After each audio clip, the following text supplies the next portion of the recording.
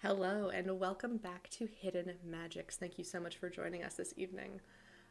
My name is Harper, and before we jump into the story tonight, I'm going to let my players introduce themselves, starting as always on my right with the lovely Alicia. Hi, I'm Alicia, or NNG98 on Twitter, and I'll be playing Jade Minot, just a regular old mercenary looking to make a buck. We'll go on to AJ. Hi, I'm AJ, also known as Future Kid, and I shall be playing Keon. Just your regular old bugbear fighter. Nothing strange. Moving on over to Darby. Hello, it's me, Darby, and I am playing Connie, your completely normal human cleric. And last but not least is Dee. Good afternoon. My name is Dee. I'll be playing Maltion.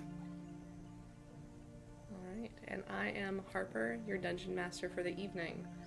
Last we left off in Hidden Magicks, our band of mercenaries had made their way to the Darmond Forest, where they had taken a contract to hunt down a group of bandits and bring them back alive.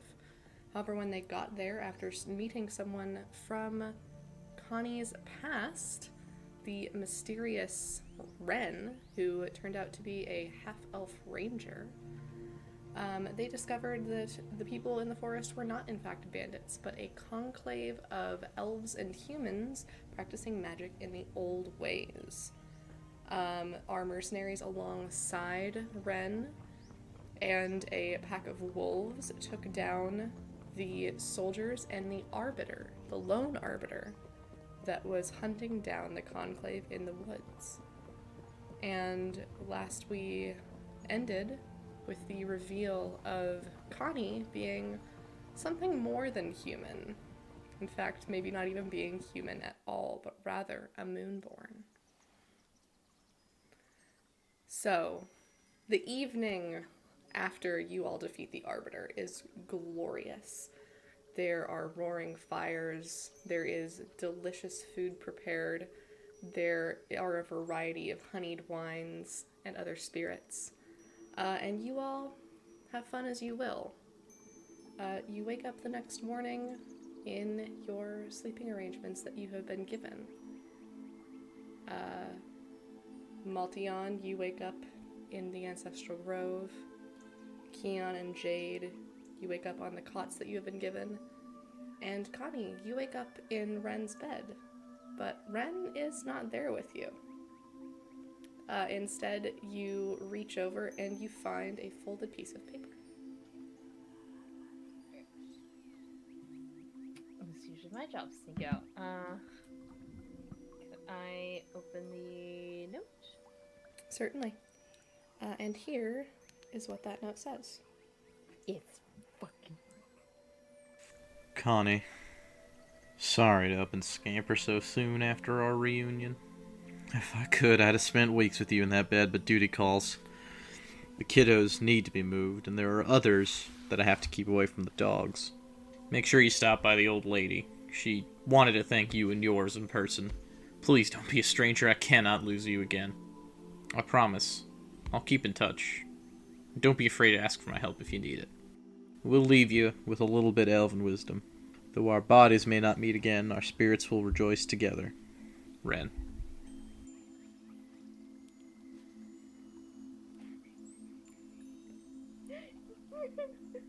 I know he's literally in the next room, but like... So that is what you find written on the piece of paper that is on the pillow next to your head.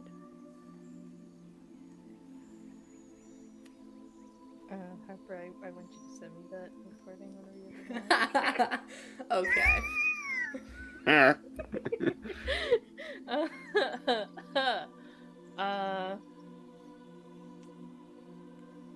Old lady got it. She's gonna fold up the note. How big is this note? It's fairly small. It's just written on a scrap of paper. She's gonna fold it and put it into the pouch on her wrist. All right. And you hear a knock at the entrance to the small carved out space in the tree. And Sylvia pokes her head in the curtain. Oh. And says, hi. The Elder Valyrian wanted a moment with you this morning. Oh, alright.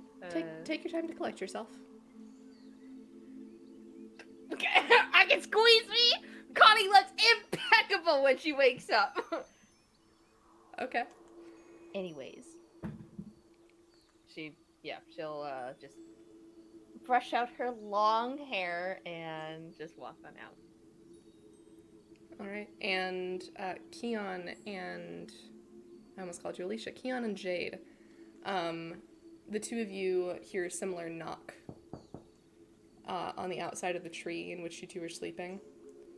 And Reg pokes his head in and says, whenever you two are ready, the elders want to speak to you. Oh, sure thing. Thanks for the heads up. You ready, Keon? Keon just straps on his all of his stuff and is like, all right, ready when you are. Awesome. Early riser, early money. Let's go. Alright.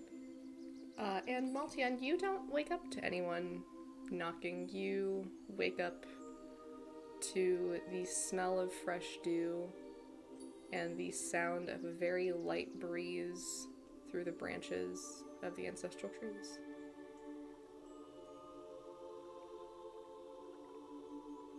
And as you look to the side next to your hip, as you are leaning up on the tree, there is a book there that you've never seen before. I'll look around for anyone. Make a perception check.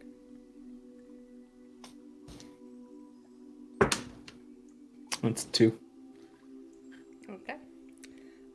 It is a very calm and peaceful morning. There's almost still a haze over the grass. You can see that the dew lies undisturbed. No one has walked here. You don't see anyone. I'll pick up the book, and is there a title on it? There is a single word in Gnomish, and I will send you that word. Gnomish.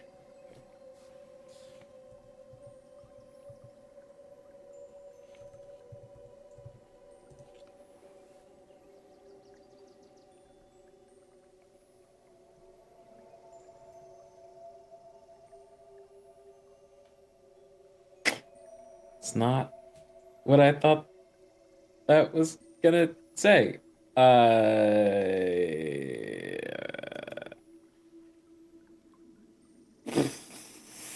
Maltion will open the book. I want to put my back to a tree, though. Okay. In the direction that I know people are. I want to be facing that direction, and I'll just open the book. Okay.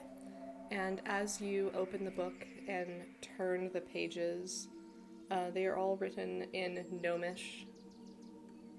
And as you leaf through, you see this almost appears to be a book of fairy tales. You read about daring elves, and you read about serpent-like people with snakes as tree trunk legs. You read about devils become human with a rainbow of skin tones and horns that curl behind their heads. And there's even mention, and this is what makes you sure that this is strange, this book even talks about dragons.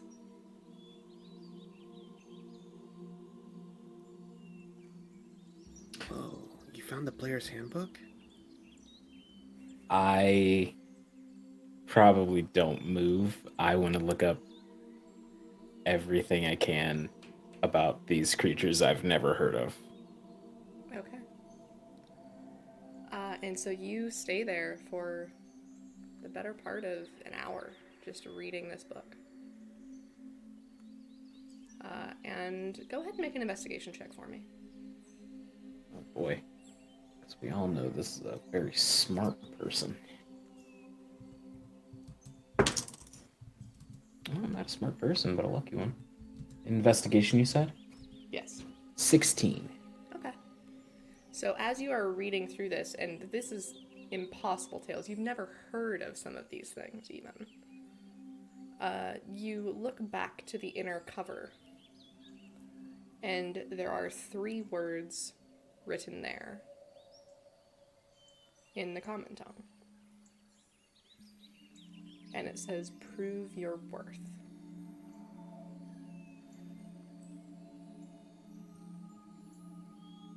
And underneath it is just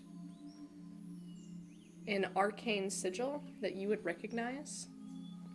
It is an old form of the letter A.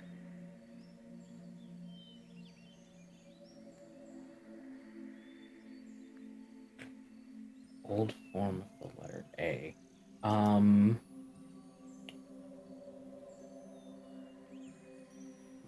Maltion will stand up and go, "Wonderful tome. I'd love to speak to whoever left it here."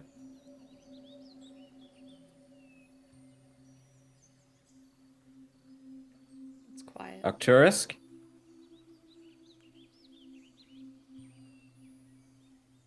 The breeze stills, and it is very quiet. But no one approaches you.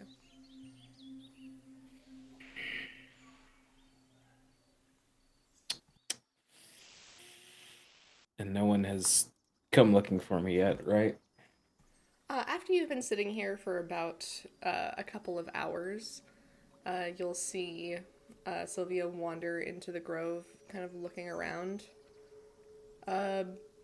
Maltion? Hi. Hi. Good morning.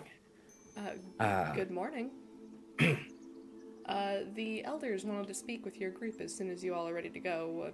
Thought maybe you would have been up by now, but I wasn't sure. Of course.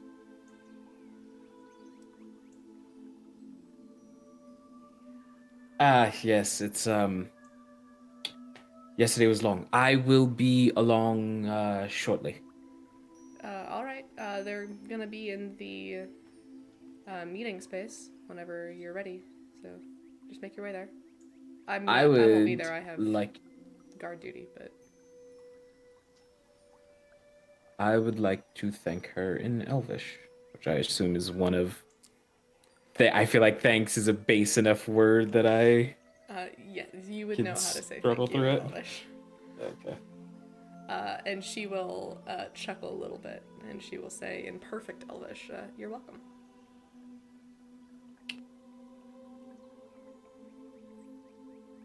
Yes. And when she leaves, I'll very quickly pull the hood up and go back to my changeling form and go, "Listen, I don't exactly have time for riddles here. If there's something I'm supposed to be doing with this, let's fucking speed it up." Roll for me a perception check. Boy. Open your fucking eyes, Multion, please, for the love of God. That is good roll. Plus 5 perception modifier. That's 19. Okay. So you, more than hear, you feel a presence make itself known right next to your ear, on the other side of your hood. And you hear the words, "It wasn't a riddle. It is an instruction."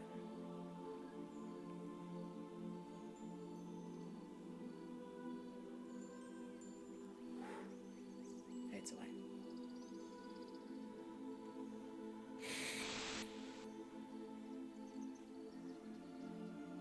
I'll pause for a long second.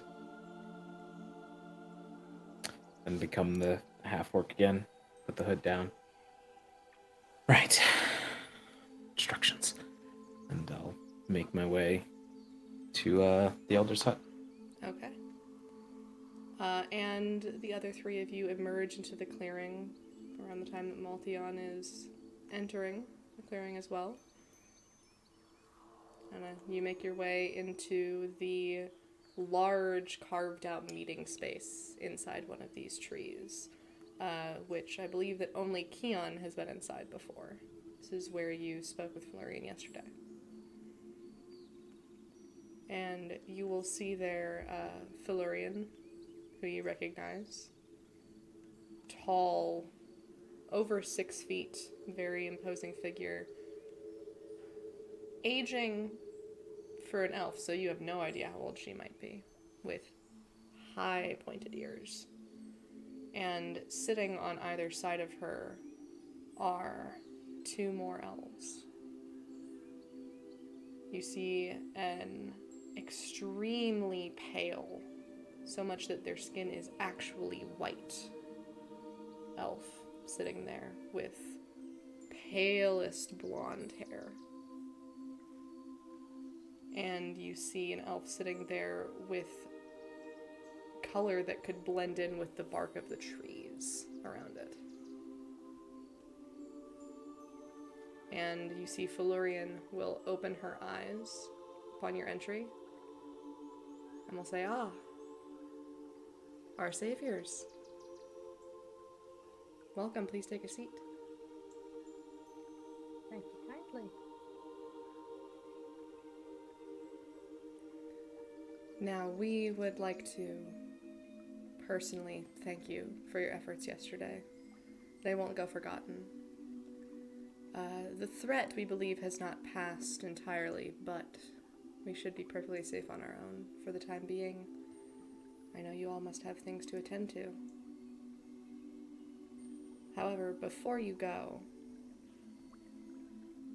and she brings out 4 wrapped parcels, very odd shapes, and gives them, one of them to each of you.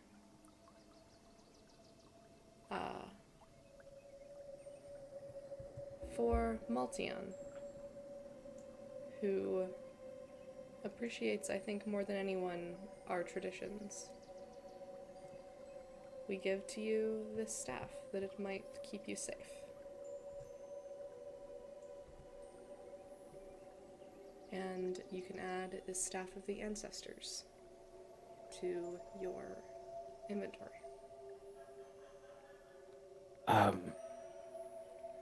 Thank you.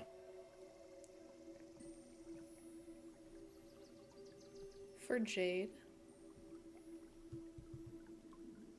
who is very direct and to the point, which we appreciate,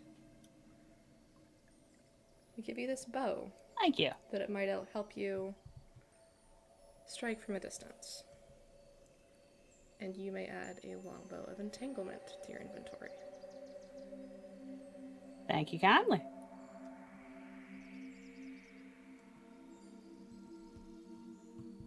To Keon, who must live into his full potential, we offer this protection. And and you may add an animated wooden shield to your inventory. Ooh. And Keon will just kind of bow his head in acknowledgement. And to Connie, a fellow sister under the moon, we offer you this choice. Please be wise about when you use it. And you may add a moon opal pendant to your inventory. And you should now all have the stats for your items. Please note that each of those items does require attunement from each of you.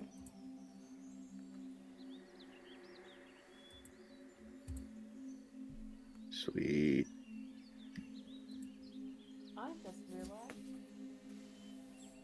I don't have my whole books on me. So I was about to quote scripture, and I got nothing.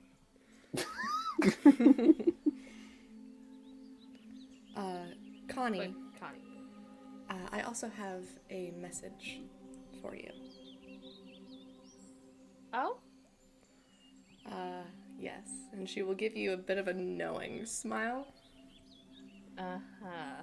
Is this like a you got laid last night knowing smile, or like a something else knowing smile? It's approaching the former. Got it. Alright. No shame on Connie's face. It's fucking whatever. It's fucking. And she says, I have been in contact with High Sister Yulai, and she would like to speak with you. Sister Yule. This was the sister in. Remind Darby what In kin. kid. Yes. Alright. There is a sensitive matter that we believe you can help her with, relating to our recently departed twins. Alright. Well, sounds like something I would be happy to help out with. Good, thank you. Now, we are not here to offer instruction, only advice. But I would advise that you not linger in the forest much longer, lest you wish to be tarred with the same brush as us here in the eyes of the Empire.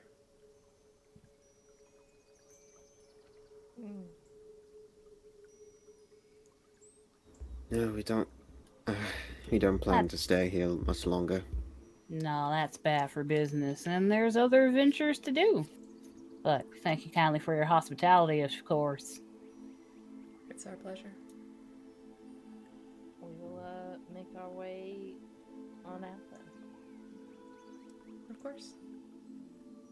And if you ever find yourselves in the forest again, we would welcome your company. All four of you. May the moon keep watch over your place of rest. And you. If that's it, guys, just gonna bow and leave. I'm gonna also bow and just kind of like strap the shield onto my side and just walk out. Maltzion, when they walk out, would like to pull Jade aside for a second and say, well, they were nice. It's a bit of unnecessary reimbursement. I mean, if you don't want yours, I'll be happy to take it off your hands. No. No. This is different. I Are you not used to people being nice to you or something? Is it that obvious? Becoming more so as the time passes. That's all right. That's not what I wanted to talk to you about. I don't know where you grew up, but how often did you read storybooks, fairy tales, things like that? Probably about as often as any kid around that age. Have Right. I'm going to make the upfront request that I not be made fun of if this is a stupid question, but have you ever heard of a dragon before? I mean, heard of, yes, but as far as I know, that is the thing of fairy tales. Right. I mean, it sounds ridiculous, but the ones that you heard of, they could fly and breathe fire. That's not something. Fly for certain. What they breathe in fire, I think, perhaps varied by the tale. However, I've read a lot of different things. They didn't always do the same thing. Some had 4 legs, some didn't. Kind of varied, but flying was pretty common. I'm very well read for my age. Right. Yes. What? You said it varies. What else if it wasn't fire? Well, I mean, some it was fire. One I heard of, which I'll be honest, I still don't know exactly how it was supposed to work, but the picture was real pretty. One was metal. I don't know how that one worked. I would like to make an insight check.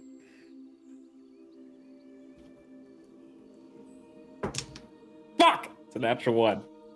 It doesn't matter, it's a natural 1. Voltiano just sort of nod and go.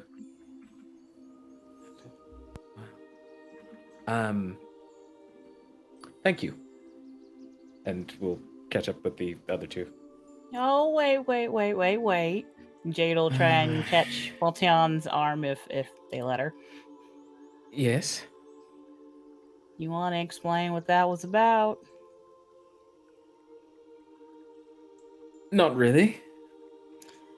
Let me try this again. I would like it if you explain to me why you're asking that. I just was recently became aware of a fairy tale that I hadn't heard before. I have never heard of a dragon until recently. Really? Well, now I wonder, do you think they're allegories for I mean, they've certain got to people? be. They've got to be, right? Something of that size flying and breathing fire, and they're apparently metal variants. I'm working under the assumption it's a metaphor for either large birds or some contraption. Oh, that's not what I meant as an allegory. I meant more in the personified sense. I suppose. That makes some sense. Yes? Fire is of particular interest to me. I see. But magic can be weird, so I don't know. Even if they were just fictional as we so think, strong enough imagination, enough magic, I feel like anything's possible, really. That is a bold point of view. I feel like it's not all that bold considering having met Charlie, I believe you called Well, him. that's a different. Charlie is not. Your point is made, Miss Winnow. Can we continue? Miss Minot. That's real impersonal, Precious. Just call me Jade. Yeah. Yes. Pat Once you got shoulder. me begin. Yeah, it's just like go Walking. and catch up with the rest of them. So Harper, Yes. I've been around these elves for better of, I guess, like 2 days now, Almost, yeah. almost. So what is this? What am I feeling? What am I seeing Mm-hmm. when I'm like looking at them? So, as you look around, not everyone who is here, not everyone who lives in the Conclave is an elf. You see that there are a variety of people who appear to be human, or somewhere in between the two. Hmm. And those that don't look human have a definite aura about them, but it's not as strong as the aura around your companions for most of them. But you see, even the most unassuming looking of them have a very subtle glow to them, mostly in tones of green and gold and brown. Some of them glow much more brightly. But almost everyone here has some kind of an aura to them.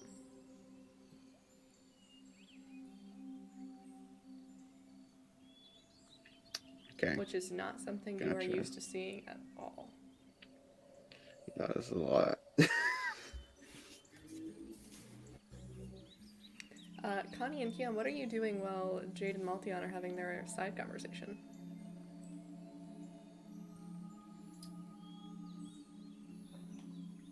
Huh. Head empty. I guess Connie's just looking at this pendant.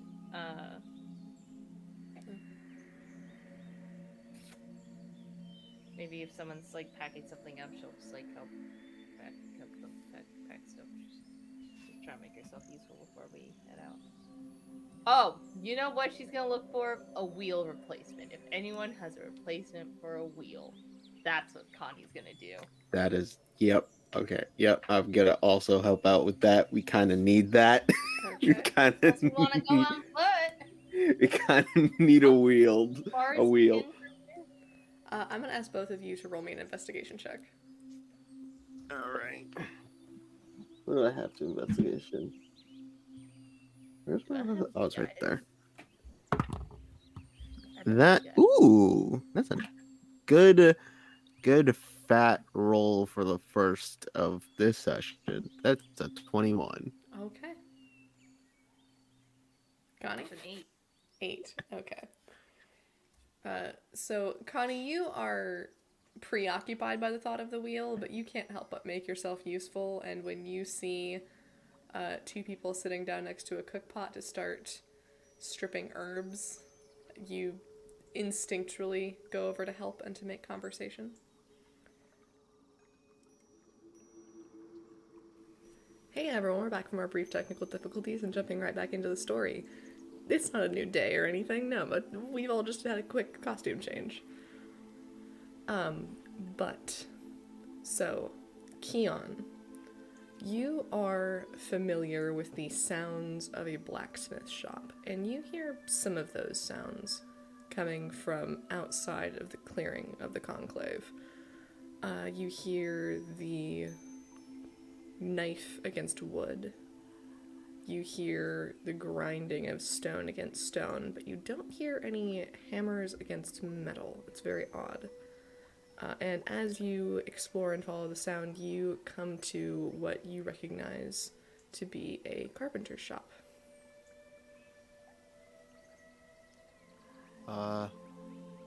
Hello? Is there anyone here? And you'll see that there is a rather young-looking man with just slightly pointed ears who will turn around and say, yes, how can I help you? I need a wheel. A wheel, okay. What size? Like, for what purpose? Just like a generic, like... Yeah.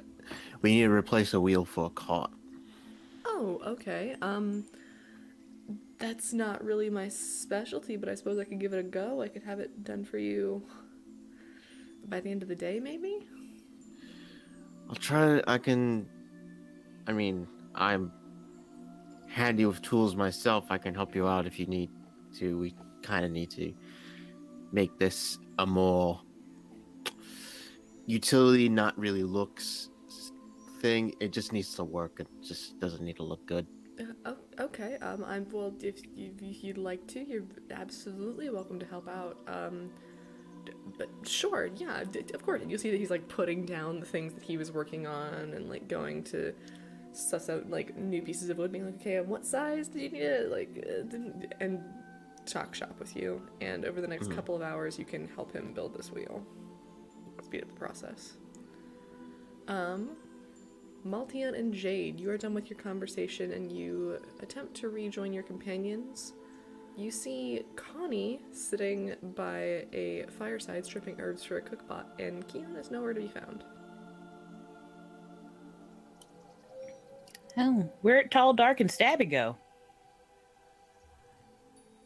I think he went to look for a wheel. At least that'd be my best guess. I sort of got sidetracked over here. Fair enough.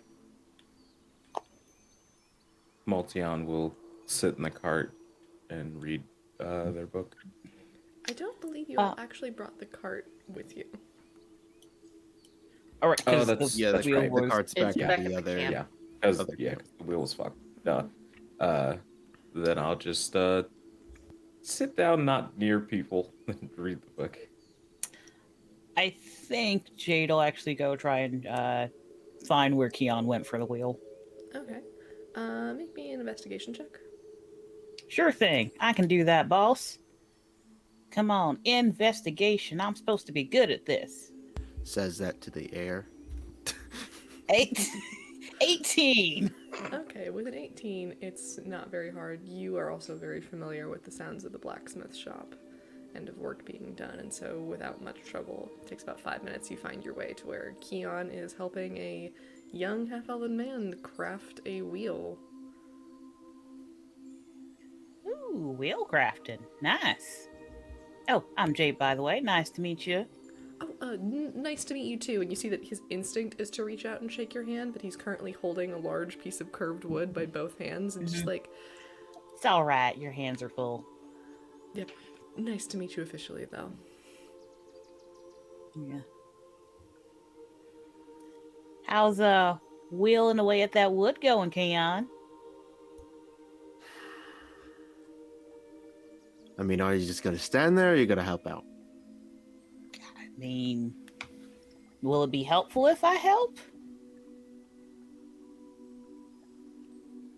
Well, it'd be helpful if you help. I would, Just like, 'cause I would feel say like that there's with a point both, at which more time, with more people, it might be harder. So that's she is actually trying to figure out, like, would it be? I would say that useful? with both of your experience in blacksmithing and this young man's expertise, you could probably get the wheel done in about 2 hours. Okay, she will go ahead and help Okay. then. She'll be like, I suppose I could go ahead and help around with this project. Oh god, this is gonna be all day. Don't worry, I'll finish cycling through them eventually. Don't you just ever get tired? No, we got wheels for that.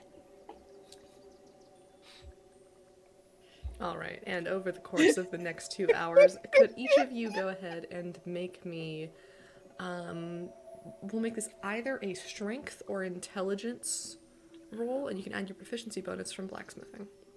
Ooh, definitely Right. using strength.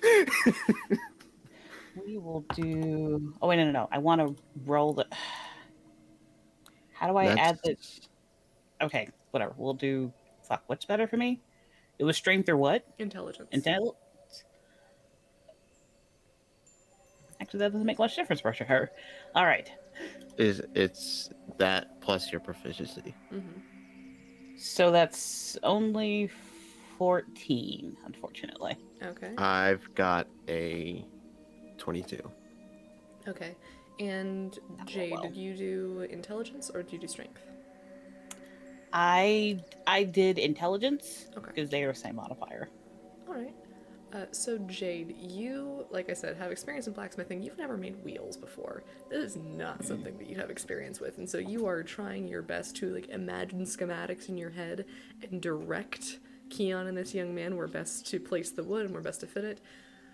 It's not a textbook wheel. It doesn't look how. It definitely will not match the other wheels on the cart. It'll look very odd. But Keon, with your brute strength, managed to hold it together in such a shape that it'll work. It'll pass. That's all it needs to do. It just needs to work. All right. It needs to get us to our destination. That's what it needs to do. Mm-hmm. We'll figure out. It just Any has other to thing. help us get around. Speaking of destinations, Dungeon Master, how far is Kin from our current location? Kin is about a day and a half's travel. Day and a half's travel, towards, Uncog or the other way? So it is in the opposite direction of Trivik. You all would have to make a choice of which way you're going. Gotcha. Cool beans. Is a day's travel about a day's travel with a cart, or? So it's about 2 days travel with a cart back to Trivik. It's about a day and a half's travel via cart to Kin. And how about that journey on foot? To Kin, Mm-hmm. roll for me an intelligence check. Just general.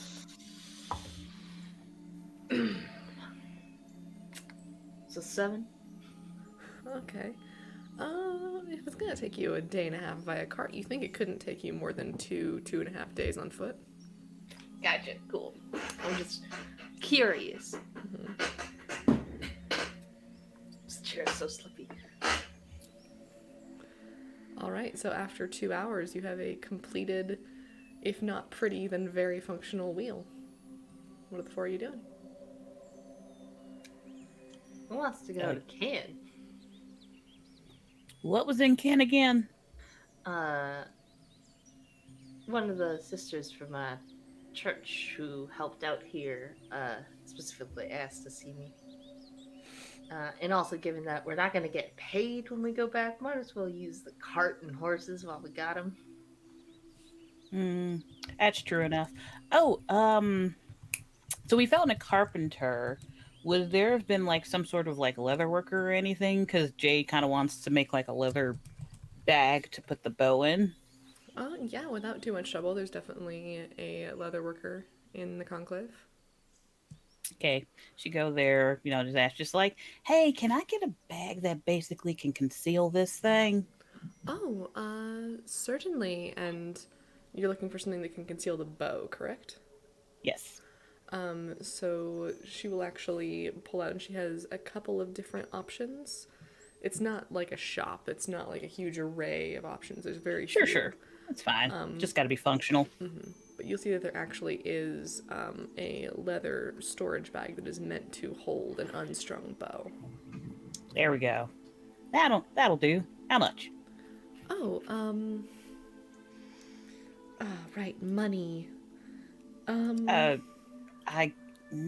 could, yeah, that's what I'm used to trading in.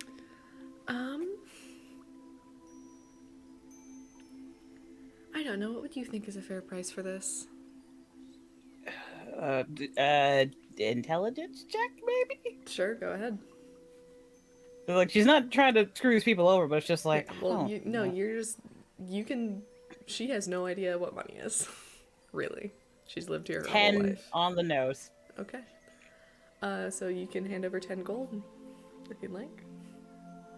Oh, sorry, I meant I rolled a 10, No, but... yeah, 10 gold. Okay, that's, all right, that's fine. Cool. Okay. And she'll hold it in her hands and she'll say, thank you very much. I'm sure that this will come in useful to one of our members someday. Sure thing. You have a good one.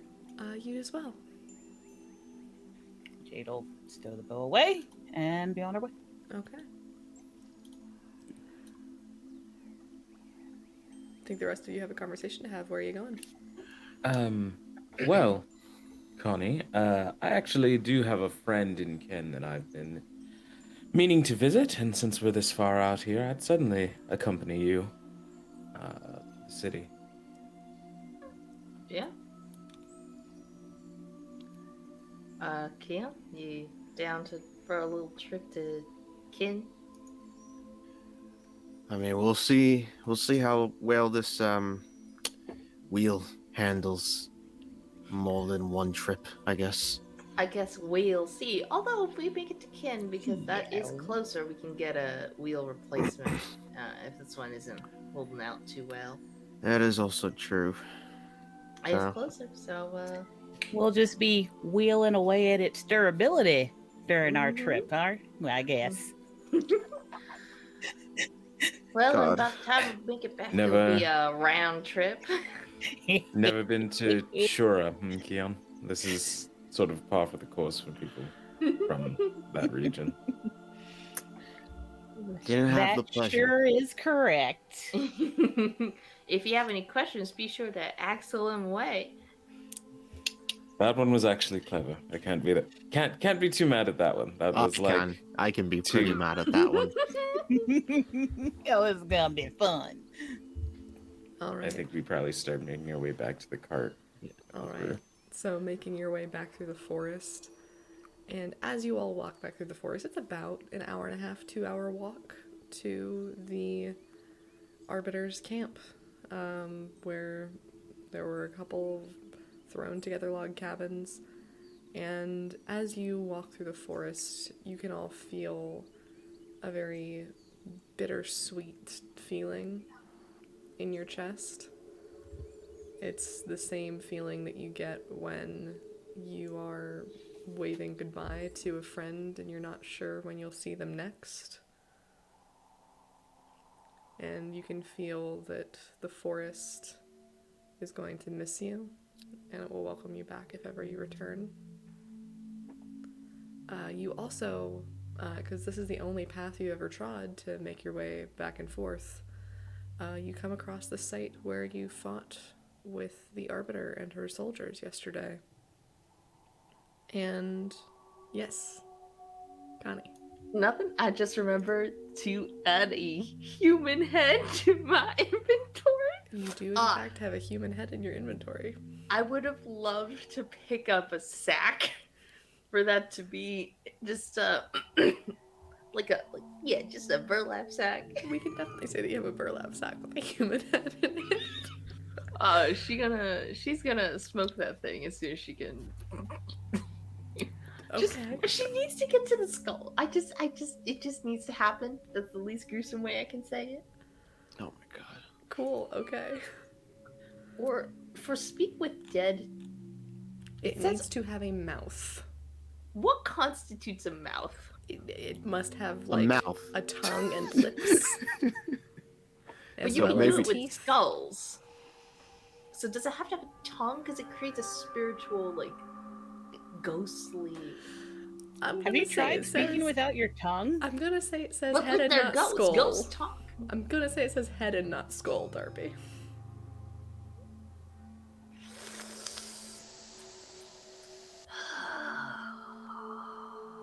All right. Is Well, I this guess tongue tying up your possibilities?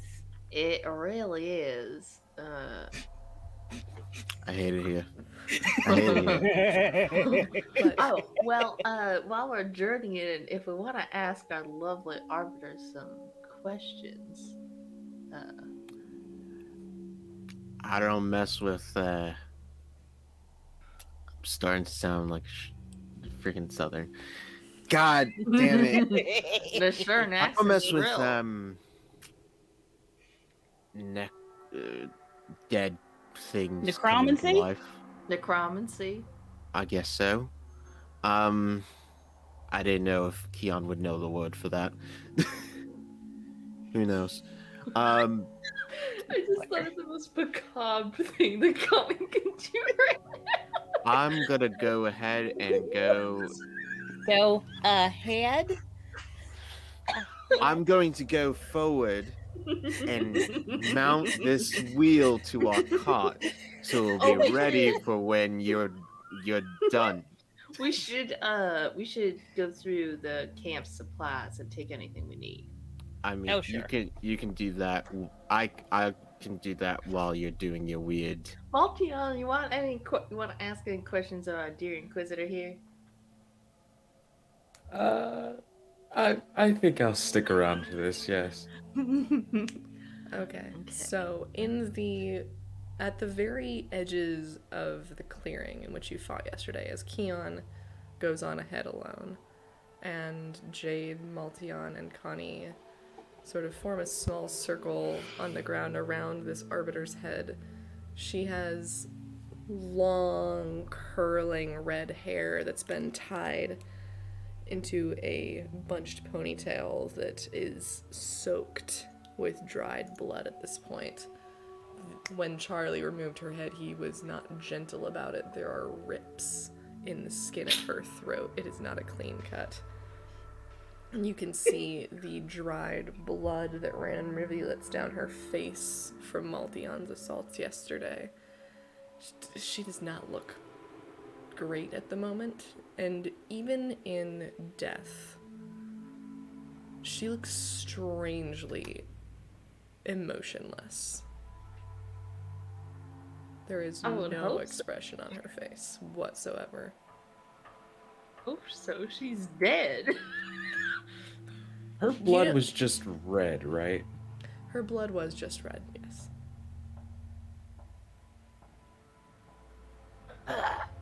It's now dried into a deep rust color. And I actually really quickly want all four of you to roll me a perception check. I don't like that you asked that. I'm just gonna be honest. I don't like you said 4. Where's the unmute button? I got a natural 20. Oh! I've got a 12. Okay. I got 7 on it. Okay. I got a 19. Okay. A natural 20 gives you a what total? 23. 23. Okay. So, as the four of you are looking around this clearing, Jade, I don't know if you're very familiar with necromancy. I don't think it's a school of magic that you've particularly dabbled in. This entire thing Hence why she calls it necromancy. Mm-hmm. The entire thing is just a little to you. Whether or not you're outwardly showing that reaction to it, and you're just like, okay, so this is what we're doing now. Good to know. Cool. And Keon, you are spooked by the concept of speaking to the dead a little bit, and you're just gonna go. And so you are making your way back toward the cart. I feel like I feel it. Mm-hmm. I feel like I'm feeling it. It's not great. It's not a great feeling. Mm-hmm. I will say that you did not sense... You've been around the head for a while now. There's no magical aura to it. Yeah, no, I'm leaving. Yeah. That's it. Okay. Don't wanna deal with that. Why? Okay. Connie, with a 19, you are very focused on this head, and you're trying to place it on the ground in the space that you think would be best for this. You are not accustomed to being out during the daytime. This is not your preferred time of day. But looking around, you do see the aftermath of the battle yesterday. You notice the places where there are dried blood scattered in amongst the earth. You notice where there are still some scraps of bone. Seems that the animals of the forest have picked clean all of the leftover other body parts. But Maltion, you are very familiar with Charlie. You have summoned him a few times. And you can see definite traces of his path through this area. You can see the marks that he made while crawling through the undergrowth. You can see where he crouched for long periods of time, where his clawed hands dug into the earth. And you see a trail that looks like Charlie head off in a different direction. Not the one you came, not the one that you're going, but you do see Charlie's tracks head off. Motherfucker.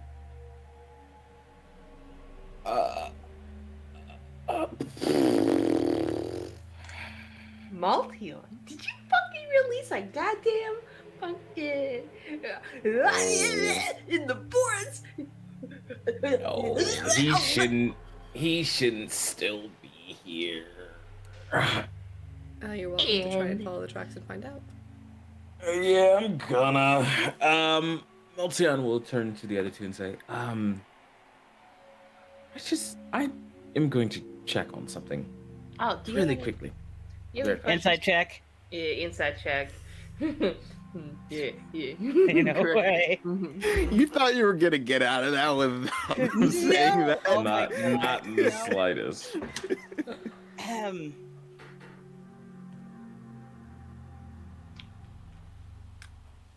A 1? Yep. Really? Yep. What Damn. about for Connie? God bless. A 1 for both 20. of you? Okay. No. 26. Okay. Yeah. Love averages. 24. 24. Okay. So What's that, Maltion? Why don't you describe to Connie what Maltion's general vibe that they're giving off is right now? I'm vibe checking. Maltion seems like they very suddenly have become slightly worried about something and a little guilty for something. You know, I'm sure this head will keep for a little while. Maltion, if you need company walking through. No, it shouldn't. Should be something I can handle by myself. Besides, it's more ergonomic to split up and handle things. Maltion's walking away as they begin saying this. Right. It's more ergonomic to split up and handle things so we can get back on the road. Gotta get to Ken. I mean, I I feel like. realize it was like splitting but up Mom- seems like a bad idea right now. Wait, did you have any questions to ask the head? No, just tell her to not be such an asshole all the time. What do I want to ask the head? I just sort of took it, not knowing what I wanted to ask, just knowing that I could. So I assume that you have prepared Speak with Dead this morning. I have, in fact, prepared to speak with Dead. Cool, good. Okay. Cool. So Come to me we last. So we will start off with Keon, who is just continuing forward, making his way toward Making my way downtown. toward the cabins. Yep. I love all of these so much.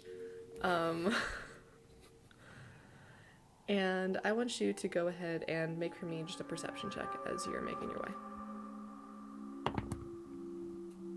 God damn it. That's a 7. Okay. So you are still caught up in the energy of this forest. You have never, Keon, experienced a place that feels so comforting. And there's something just inherently magical. And it's got you kind of caught up in it. It's honestly strange. And after a couple of days, you've still not quite gotten used to it. It's living in the back of your head, and it's living as just a kernel in your chest. The knowledge that you could be safe here. I think in this moment, Keon is going to lower his guard a bit and just be like, as he like enters into the to the camp and like puts down the wheel by the cart, he's just like,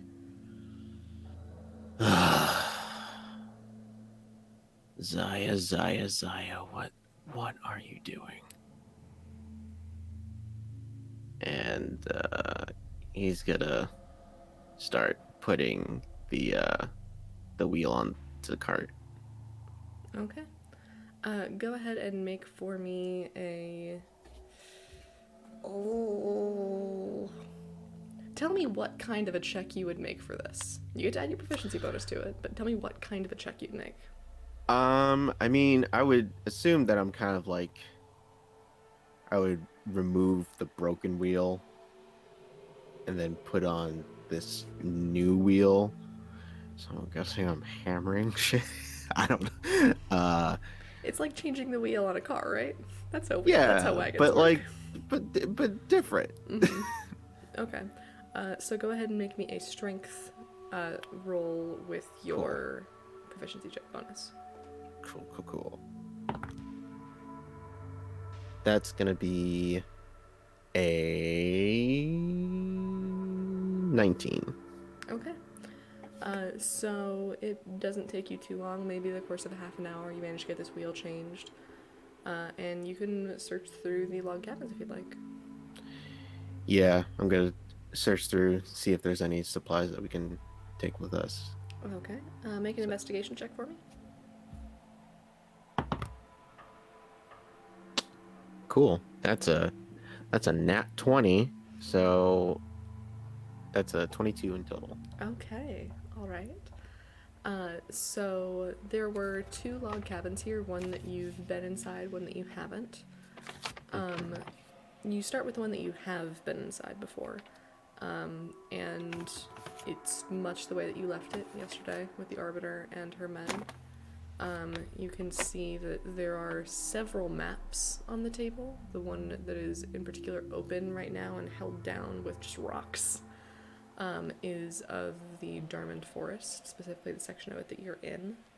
But as you flip through the maps, you notice that there's a larger map of the Empire as a whole. You can see that there's a map of just the Oncalo region with a little bit of the surrounding states. And you can see that there is this map that is of the forest. I am...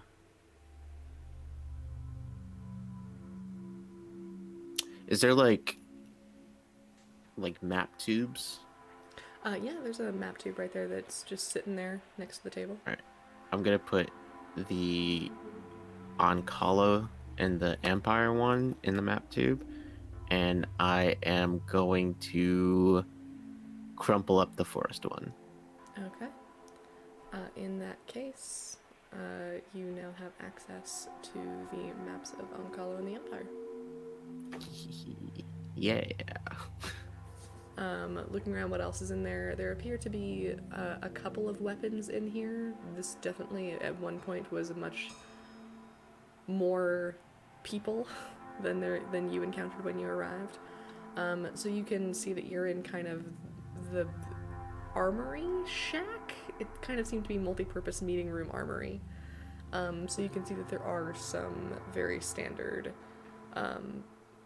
Empire issue army shields, some very standard longbows and short swords.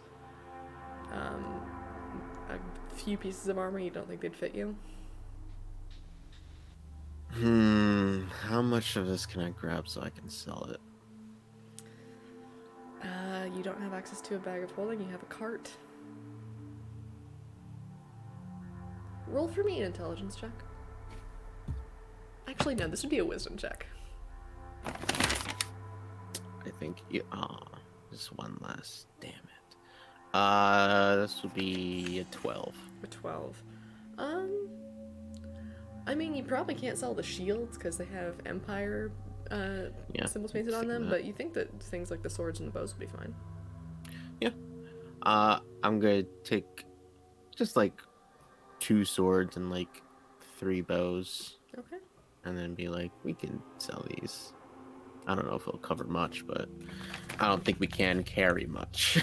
All right, go ahead and add 2 long swords and 3 longbows to your inventory. And as you finish up in this cabin and move over to the next one, we'll say that your investigation check carries over.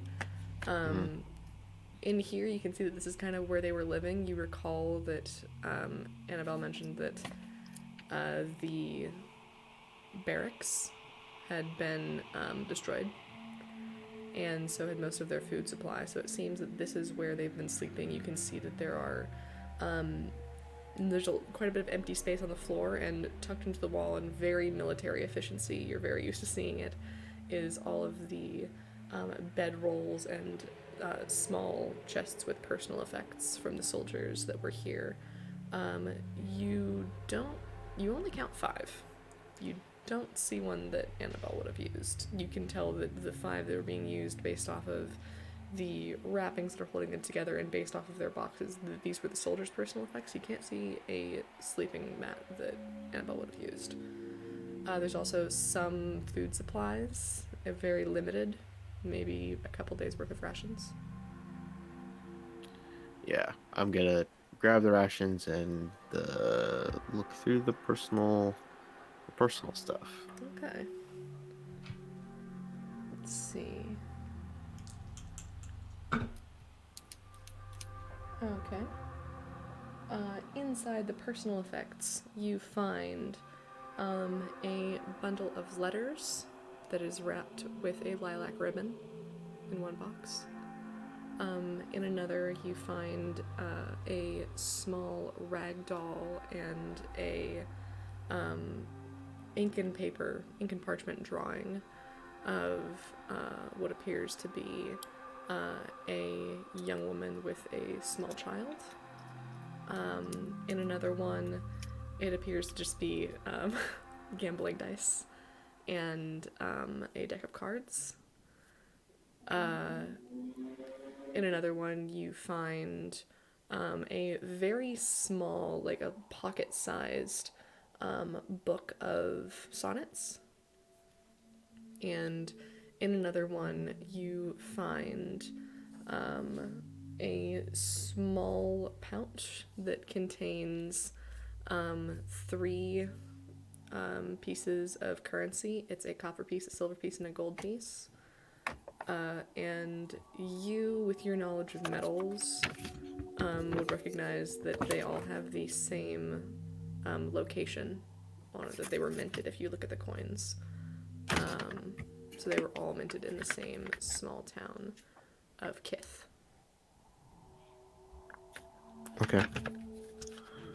I am going to take the coin pouch. Mm-hmm. I'm going to take the dice, and I'm going to take the book of sonnets. Okay. I am not as good as a person to try to give these letters back. Okay. There's And no point to those. as you look through them, you can see that they all do appear to have the same handwriting. You think that this was probably a significant other with whom they were corresponding. Mm-hmm. Yeah, unfortunate. Mm-hmm. And you do manage in a small stable that's kind of been thrown together to find the horse that you all had pulling your cart.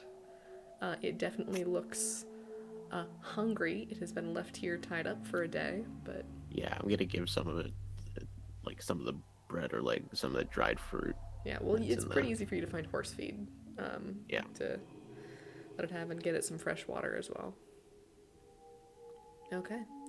Just like, whoa. Easy. That's all right. You're good. You're fine. Okay. And as you are tending to the horse, we are going to jump over to Maltion. So, Maltion, you are following these tracks that you see that Charlie has left in the undergrowth. I would like for you to roll me... We can make it perception or we can make it survival. It is your choice. Same modifier, so let's say survival, because perception always gets rolled in this game. That is a 22. A 22, Rolled a okay. 19. So you do not have any great proficiency as a tracker in general, but you are tracking Charlie, a being you're familiar with, and there's almost your arcane signature around it. You feel the essence of the magic that you cast that pulled him into this world. And you follow along his trail, and you walk for maybe 5 minutes. You can see that there are claw marks gouged in trees. You can see that there are 1 or 2 places where the earth has been turned up. You think that perhaps, you're not sure, maybe he was hunting, and then a minute later you come across another patch where the earth is turned up and you can see a small pool of blood, and you can assume that some forest creature let in that its unhappy end here. But after following these tracks for about 6 or 7 minutes into the forest, they suddenly stop.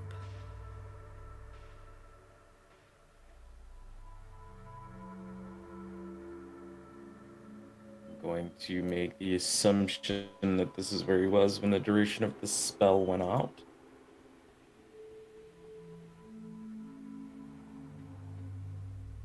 Fucking asshole.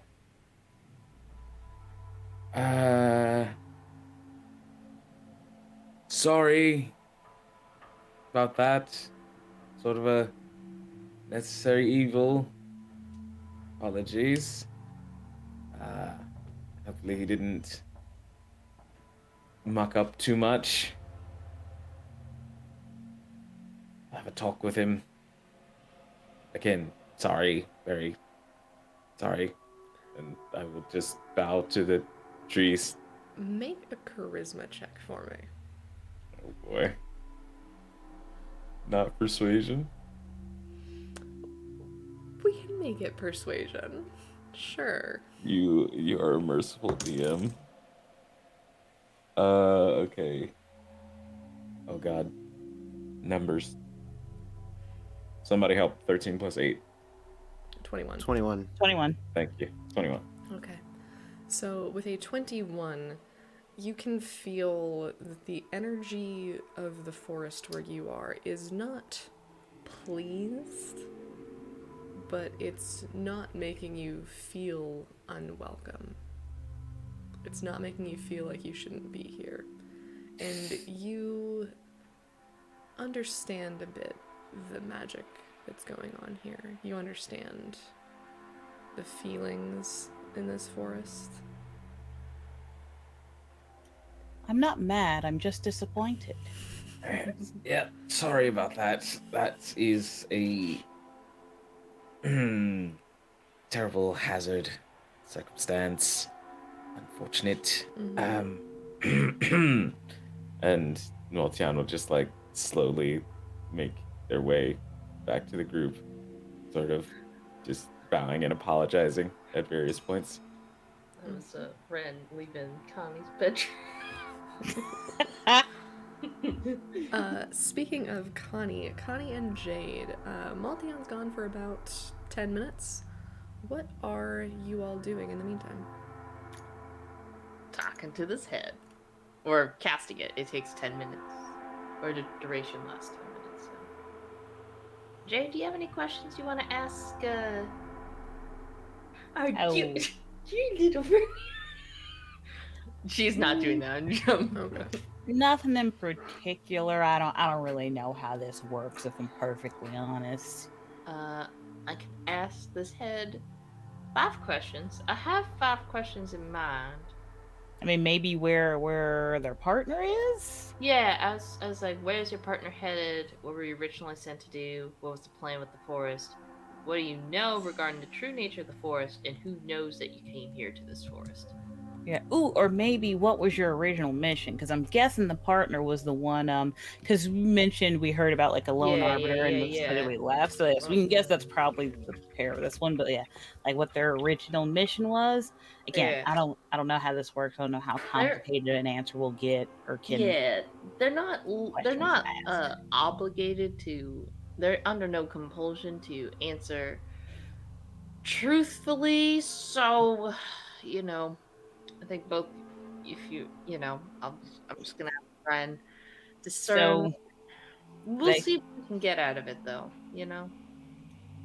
all right, long as you don't think, I mean, arbiters are fairly magical, long as you don't think it'll cause us any harm, I suppose. Yeah. I mean, she's dead. All I'm doing is calling back her spirit for a hot second, and all that. Yeah, she probably might not be too nice to us. She might be pretty rude. All right. And I'll pull out 2 sticks of incense from one of my pockets. Jay's keeping about a 6-foot distance. Yeah. I don't have, but she'll light the incense, place it, put the head in front of her, and just sort of sit for a second, and then cast Speak with Dead. All right. So you go to cast Speak with Dead, and you've If she put. can help it, she does not want to be in the head's line of eyesight. That makes sense. Yeah. Oh yeah, Connie's gonna turn the head with the back towards the forest, not where Maltion disappeared off to, but just. Okay. So you actually can lay the head down, and it's almost exactly in the place that she fell. I don't like that. Okay, you can put it somewhere else. Are we back at camp, or are we? No, What do you you mean? are It's a at bad the connection. battle site from yesterday. Oh, I'm at the battle site. All right. Okay. Cool. You'll have the best connection there. All right. Yeah. Exactly. I'll put it exactly where she fell. Maybe I can convince her. You're knocked unconscious, and I just revived you. Oh my. Are you sure about that plan there? Well, Are we'll you? We'll find out. Okay. It depends on how hostile she is to me as soon as she opens her goddamn ass. So, there we go. So you place the head where it fell yesterday, approximately, with its face turned back toward camp, away from the clearing. And you light the incense and place it in the ritual pattern around the head. And you sit yourself. Do you sit yourself where the eyes can see you, or are you sitting elsewhere? I'll sit where the eyes can see me. Okay. So you sit down, cross-legged on the forest floor, right in front of its face. Jade, you are, I'm assuming, behind it, between it and the clearing, where it can't see you. Okay. And you cast this spell, and for a brief moment, the stars on the brim of your hat and your eyes both flash bright silver. And then you see that same silver flash as the eyes of the Arbiter open. And where once there were just normal brown eyes that had gone bloodshot before death, there are now 2 silver orbs. And you can see that its jaw is working to open. What is your first question?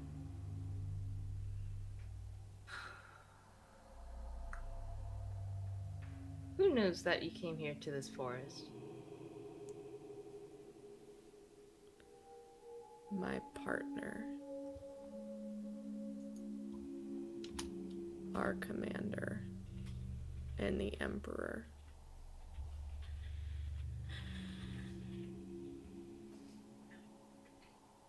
What do you know regarding the true nature of this forest?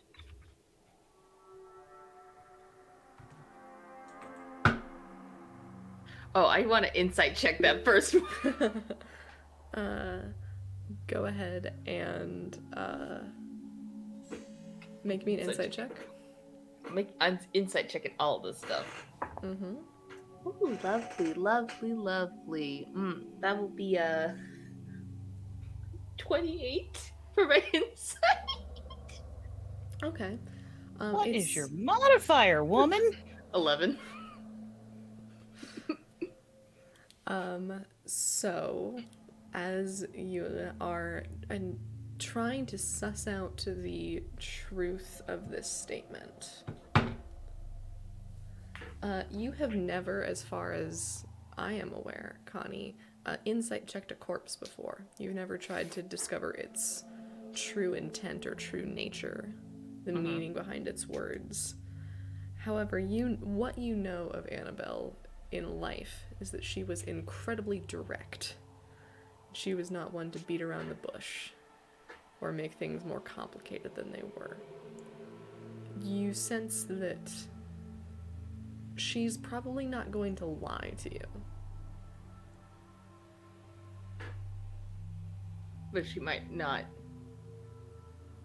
speak the truth to, like, its full, like, do you know what I mean? Skivvy? I want you to Or roll just- for me just a general wisdom check. Yeah, that would be a 23. Okay. So the sense that you got from her is that she is going to, like, when she was in life, she's going to be very direct with you. She's either going to answer your question or she's not going to answer your question. Gotcha. There doesn't seem to be guile in her. Mm-hmm. She's oddly sincere. Terrible. Okay, then what do you know regarding the true nature of the forest?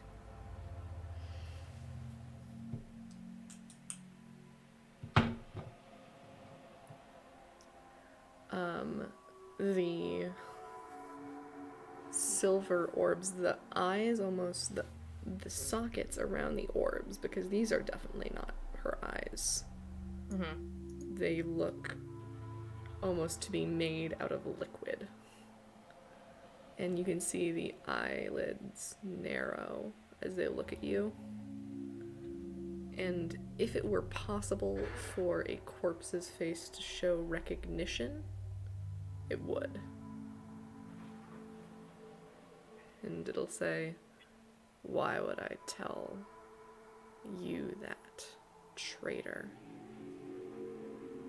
Well, you have to be loyal to have been a traitor. Okay? So So she's refusing to answer your second question. Okay. I'm just checking to see if they're hard to answer, but yeah. What was the plan with this forest? To burn it and its inhabitants to the ground.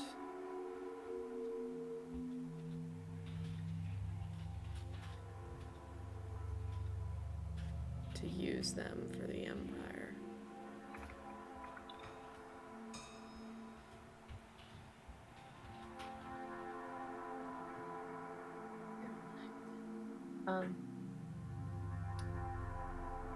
Where is your partner headed?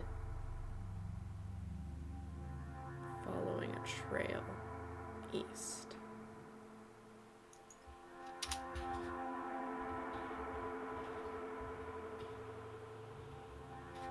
What was your original mission?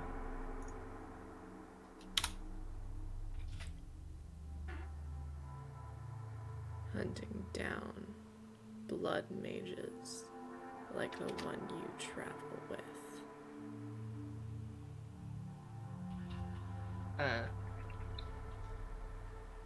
And as she completes answering your fifth question, Did Connie's passive insight is a 21. Does that ring to me as you are sensing no deceit in this woman.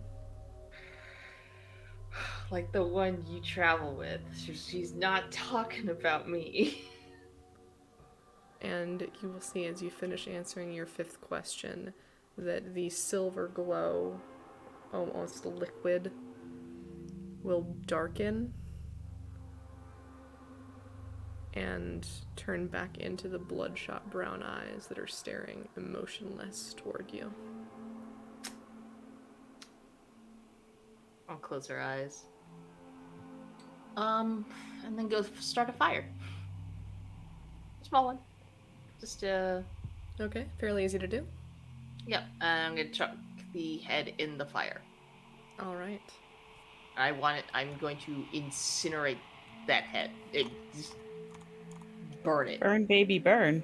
Disco Burn, Inferno. baby, burn. Okay. Burn them all down. And Maltion, you come back from your walk after Charlie in the forest to see Connie crouched over a fire with the Arbiter's head in the center of it. And Jade, what's your reaction looking like to all of this? Jade is looks concerned. Okay. So, She looks concerned pretty much then told question anything. so then, Maltion, you come back to Connie crouching over this fire and Jade standing back, arms crossed, looking very concerned about everything going on. Ah, damn it! I missed the show. How did it go? A rerun in some regards.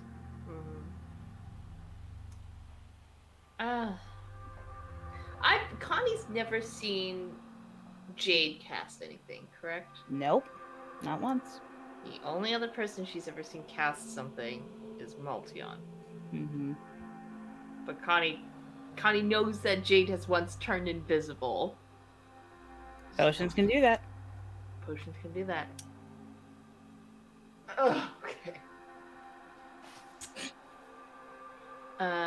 Well, we know that the only people who know she came here are her partner, their commander, and of course, this little old guy. You probably don't even know Maltion, the Emperor. Oh yeah, him. Yeah. So only 3 targets? That's much simpler than I thought. Oh, yeah. That they were gonna burn this forest down and use them for the Empire. Yes, that sounds accurate. And the last couple things that was said that she and her partner were heading eastward and that they were hunting down blood mages, quote, like the one you travel with.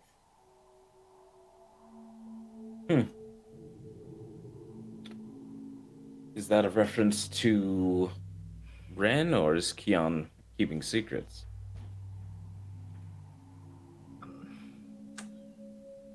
Maltion, I think you know very well who this may be referring to. I don't believe I do. Insight check. Keon sneezes at the cart. What the fuck? I would like to insight check Maltion, please. Go for it. I got a 23 on deception. I got a 26. Okay. Fucking man. So, What? Connie, you sense that Maltion is not being entirely honest with you, that you're not sure about what.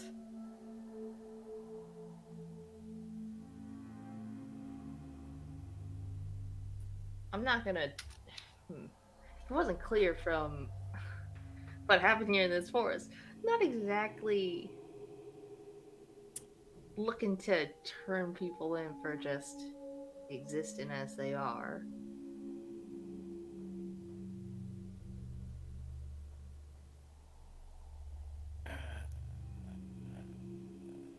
Conflict.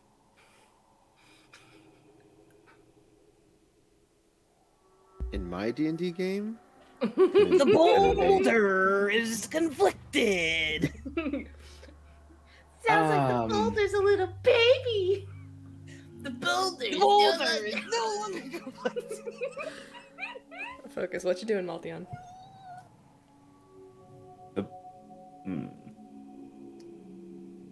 You were going to say yourself. polar.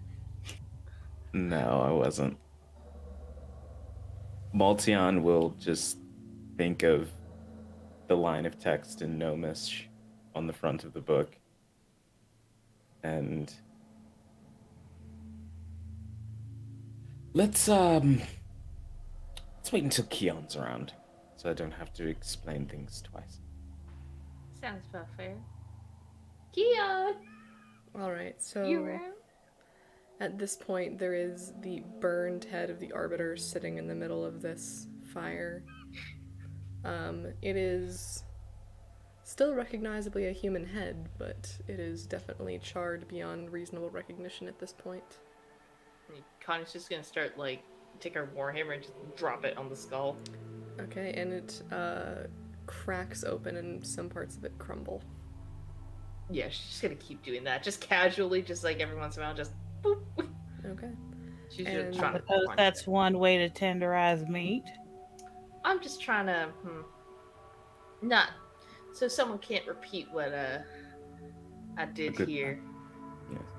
So for the next 5 minutes or so, you take turns with the fire, destroying evidence. And then I Crap. assume the three of you make your way back toward the cabins where Keon is waiting. And that is where we are going to take our break. So go ahead and hydrate, get your bios, get a snack. We will be back in just 10 minutes. See you then.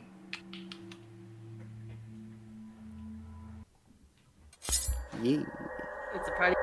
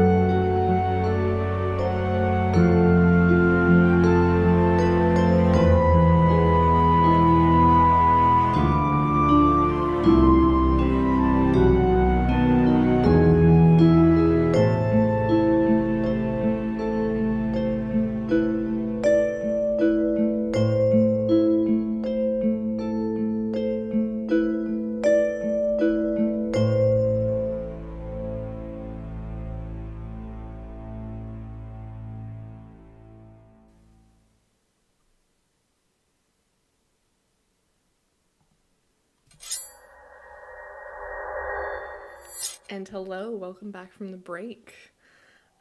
We are continuing our journey this evening, and Jade, Connie, and Maltion, you have made your way back toward the clearing with the cabins, where Keon has successfully managed to loot the cabins, reattach the wheel, and find your horse. And Keon, you Well. see the three approach. Someone's been busy. Oh, yeah, just putting everything back together. You guys ready to go? Yes, who wants to take first drive? Well, before we do that, Maltion, Right. DM, I would like to hold an action of casting greater invisibility on myself. Okay, Um, you can do that.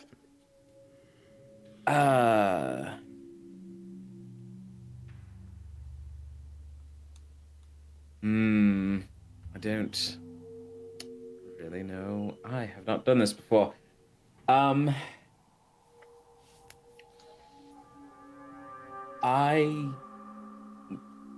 Maltion is a licensed bard from the Falera Institute of the capital city of this lovely empire that we all live within.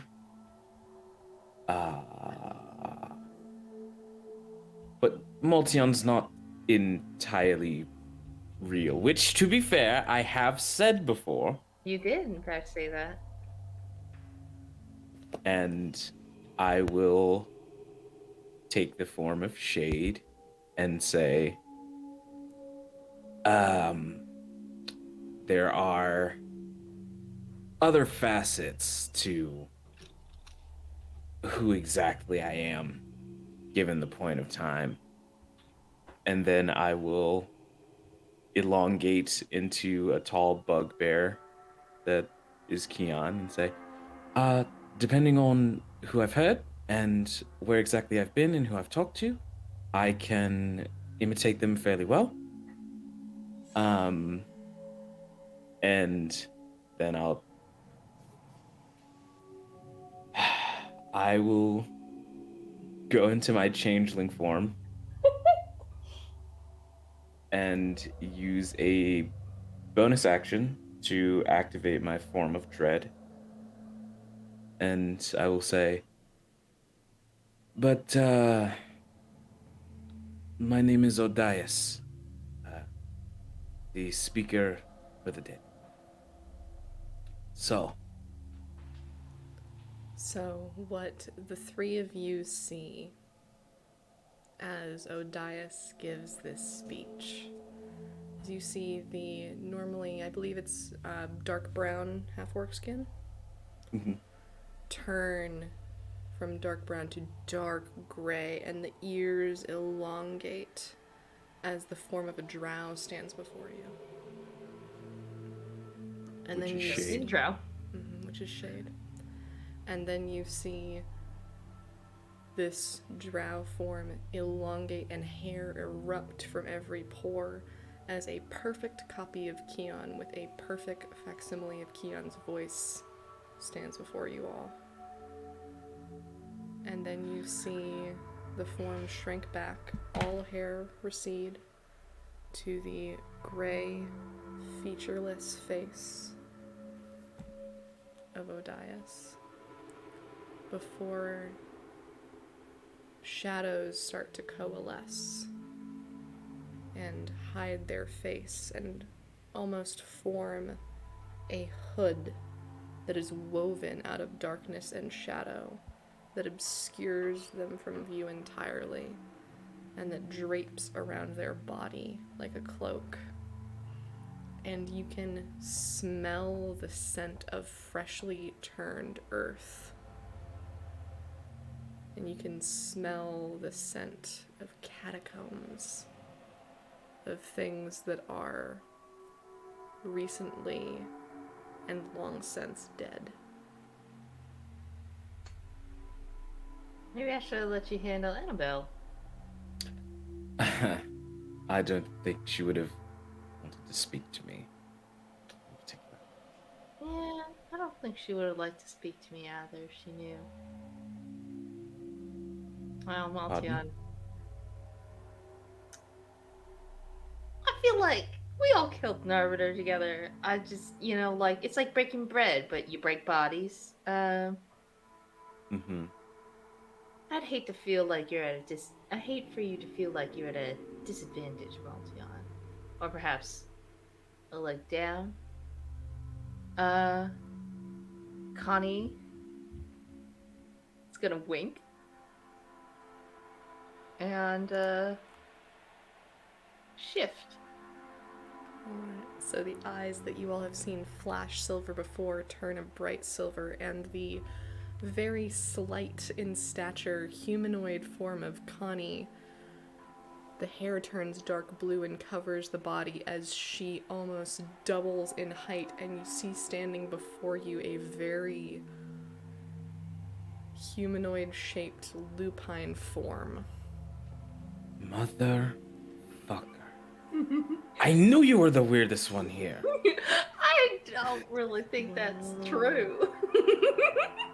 Haven't seen a priestess do that. It's not really a priestess thing, but I think I'm now simultaneously the shortest and the tallest member of our party. That is true. You find And yourself apparently the towering hairiest. over Keon. And I've got really just the most wonderful fur. She's just like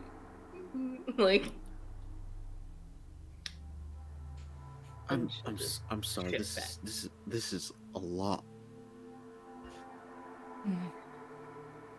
Yes, well. So, what you're trying to tell me is that you're not a bot, Multion, but you are Multion. Now, to be technical, I did the work. I did go to the Falera Institute, and I did graduate and get this license. It's just not where my powers started. And you're a werewolf? Well, werewolf would imply that I got bitten and I'm cursed. This is just a facet of who I am. My family's word for it was moonborn.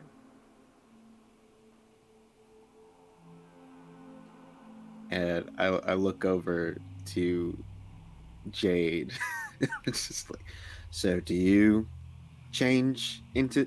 Was there like did I miss something at the clearing that made us all just want to change in some way? Are you changing into something now? Well, apparently there was, apparently the Arbiters was quite good at her job, even in death, at revealing personal secrets that I would have liked to keep, but what can I do about it? Sharon is Karen.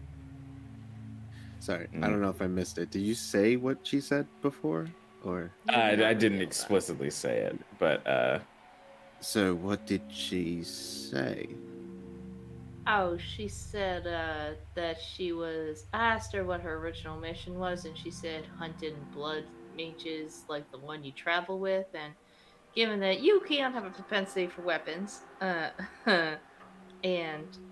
our lovely friend Jade Monod here has also not shown a tendency towards the arcane. I just sort of asked Maltion and saw where that went. Unless we're all oopsie bloodcasters here. Which, I mean, listen. I'm not gonna turn you in.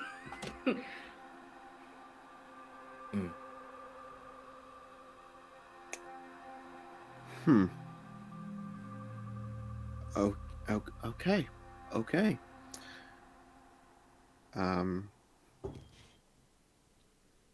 Wow.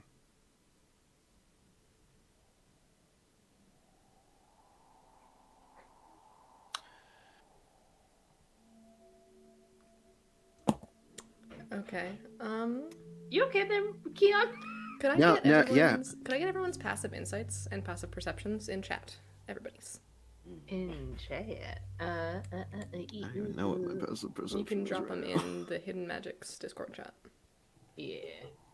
I realize. I just do it on my phone. Not wanting to do so. What would passive insight constitute for? Just It is 8 any plus. insight bonus that you have, and plus 10. Oh. So if you're proficient, you can add your proficiency bonus. Otherwise, it's just your wisdom modifier.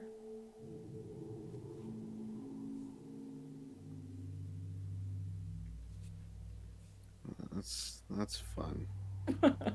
That's Connie's fun. passive insight is 21.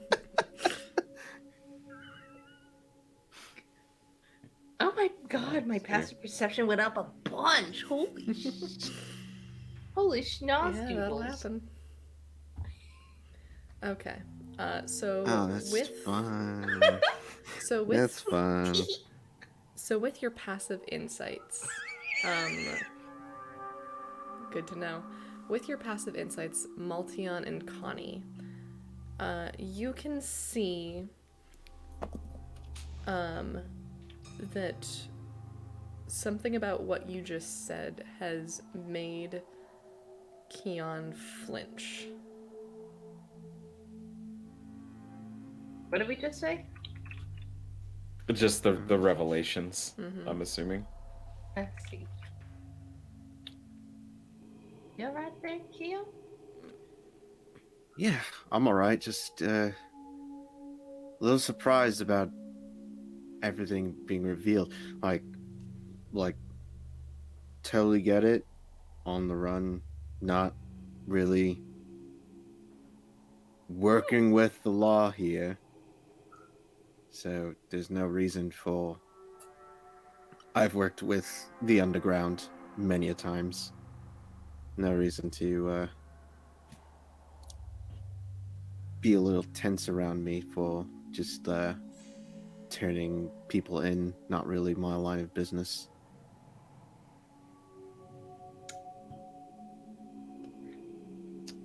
And what exactly is your line of business, Keon?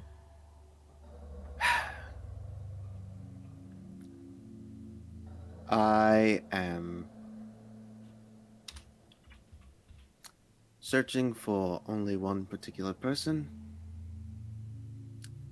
Hopefully they're still alive.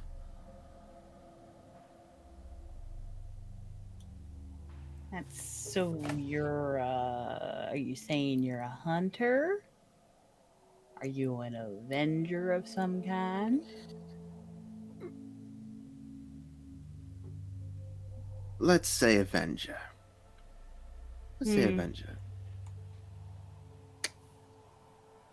Someone was taken away from me, and I intend to find them. Were they taken away for similar circumstances? As to gestures Maltion between herself and Maltion. You can say someone of that nature is involved. Wonderful. I'm going to cast Intellect Fortress on myself. Okay. Are you? Hmm? Are you gonna count us? Jade doesn't. Jade doesn't do cast anything. magic. Jade doesn't do anything, but counterspell somehow happens. Does Intellect Fortress fizzle? Is my question. Maybe. That's not Does an it or answer. does it or not? I need to know. Does it fizzle? Yes. Yes. Yes. I'm going to look at Connie, who I assume is looking at Keon. Mm-hmm. Then I'm going to look at Jade. He was also looking at Keon. You know what? Okay, Jade, I need you to roll for me a deception check. She fine. She's looking. Yeah, fine. Then we can All make right. it. Then we can make it a performance check if you'd rather. Doesn't counter spell Perception's have fine. somatic components? That's yeah, but there are ways around Mhm. requirements like that.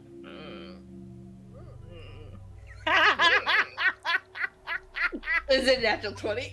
Yeah. Okay. Or famine? I don't know what's happening.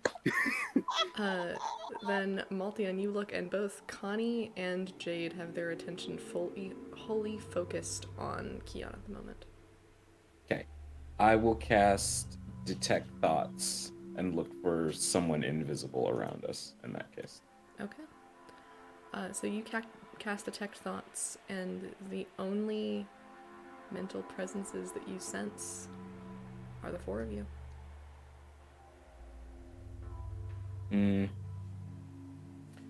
All right. So I will be. Why am I talking like Maltion? So just real quick to clear something up here. I'm not going to be doing the thing where I'm traveling with people that I have to watch my back around. So either whoever counted that spell should mention that just happened, or this place will be a battleground 2 days in a row. Can I inside check the party? Certainly. Just the party as a whole. Yes, I would like you to go Maltion ahead says and that. make me an insight check. Yeah, I will Maltion tell says you, that, I and am visibly eyeballing. confused. Eyeballing Keon and Jade specifically. I am visibly confused. There's no deception whatsoever about Holy that. shit, this dice Visually loves confused. me. That is a 27. This is why you always use your partner's dice. Also, Unity. could do D, that. your name now reads Odias on the overlay. Ah! How do you spell Odias? It's Odaius. I screwed up that part. A-U-S. I was very close. Mm-hmm. Where do I put my pencil? Didn't have a U, and I switched the MEI. All right. Mm. So what did you roll on your insight, Connie? 27. 27. Does anyone have anything that they are trying to hide at the moment?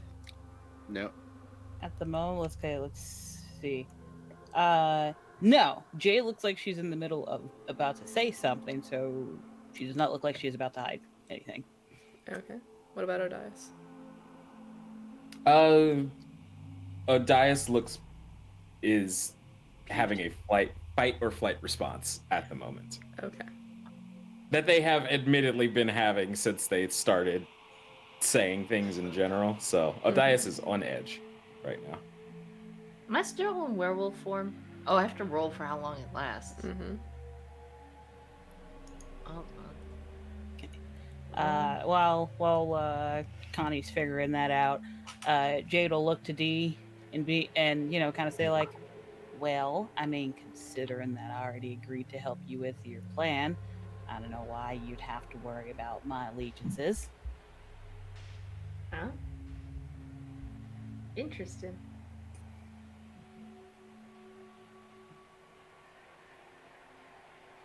Doesn't answer my question.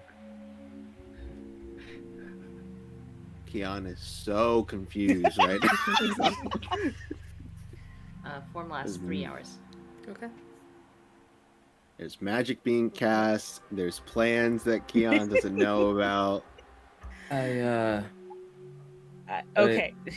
Jade will look Odias, sorry, straight in the eye and be like, well, I am not a fan of magic I do not know being cast near my periphery, so take that as you will.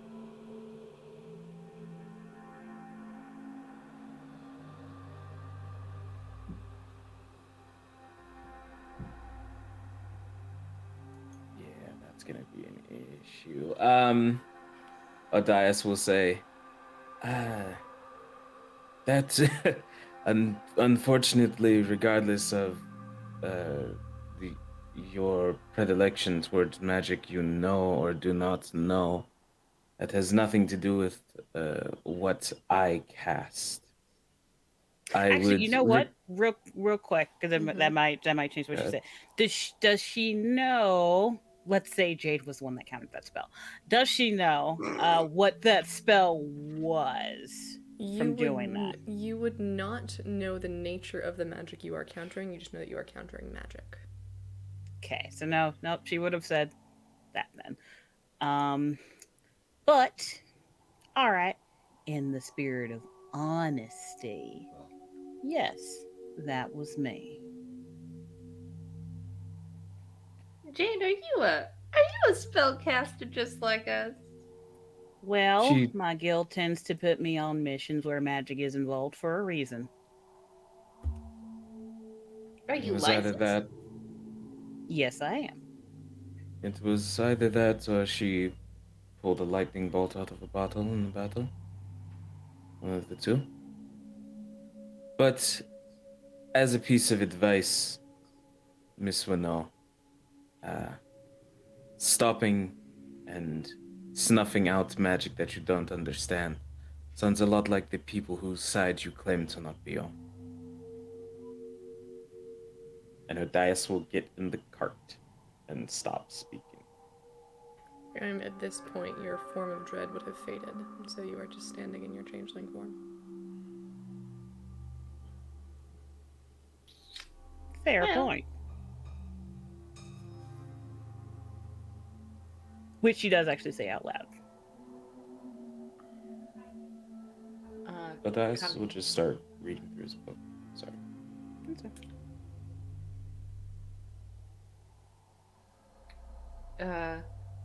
Anything that needs to be lifted into the cart, Keon? You still werewolf form. It's just gonna wave a hand, paw. I mean, I think everything is ready to go. And now that we've all aired out at least most of our dirty laundry, is that the phrase? I think we can move on to where are we going again? Kin, you're okay, Keon? You seem a little dazed. It's just a lot to take in. People are magic casters that you didn't think were magic casters. People are moonborns when people weren't expecting a moonborn. Is that the right Yeah. term? That's the term my family use. Although if a person saw me on a night, they'd probably say werewolf. I just want to make sure I use the right one, whatever it may be. So, It's all right. Duly noted. Mm-hmm. By the way, are you going to be okay with traveling with us in that form? I don't know. I'm gonna shift back. It's nice to stretch. I mean, I got to run around last night, but it's still interesting. I think you all are probably the first people since Ren to have seen this form ever.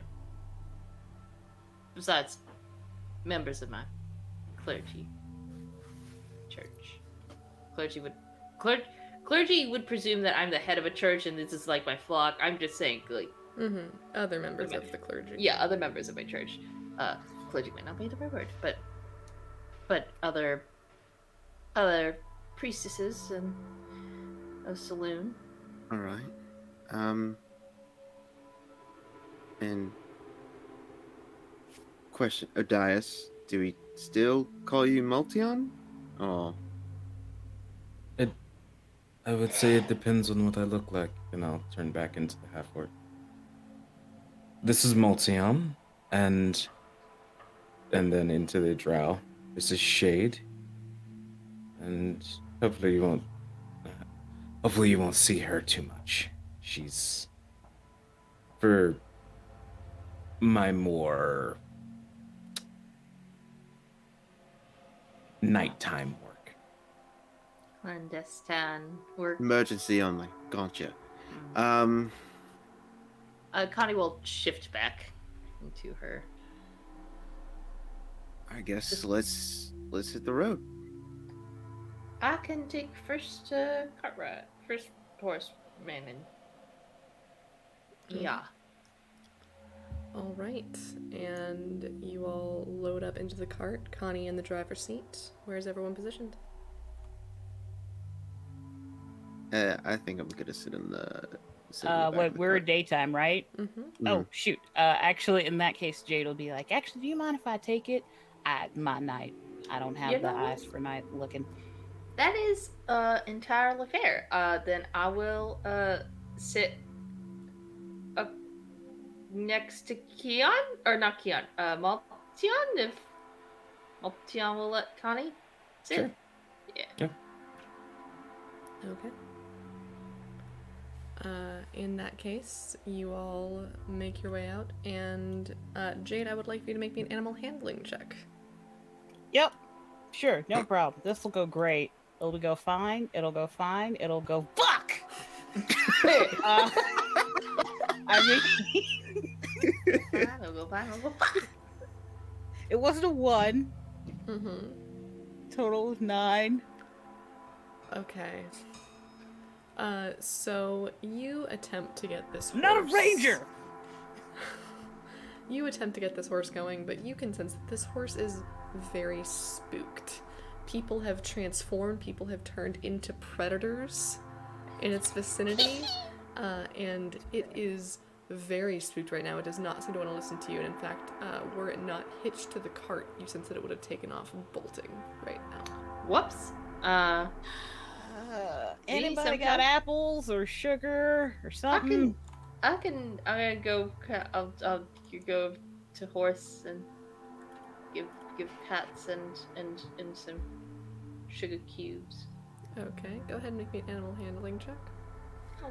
Does Horse recognize that is the one that turned into a wolf? I was wondering, actually. I know that. Oh, okay. It's cool. a 15. A 15, okay.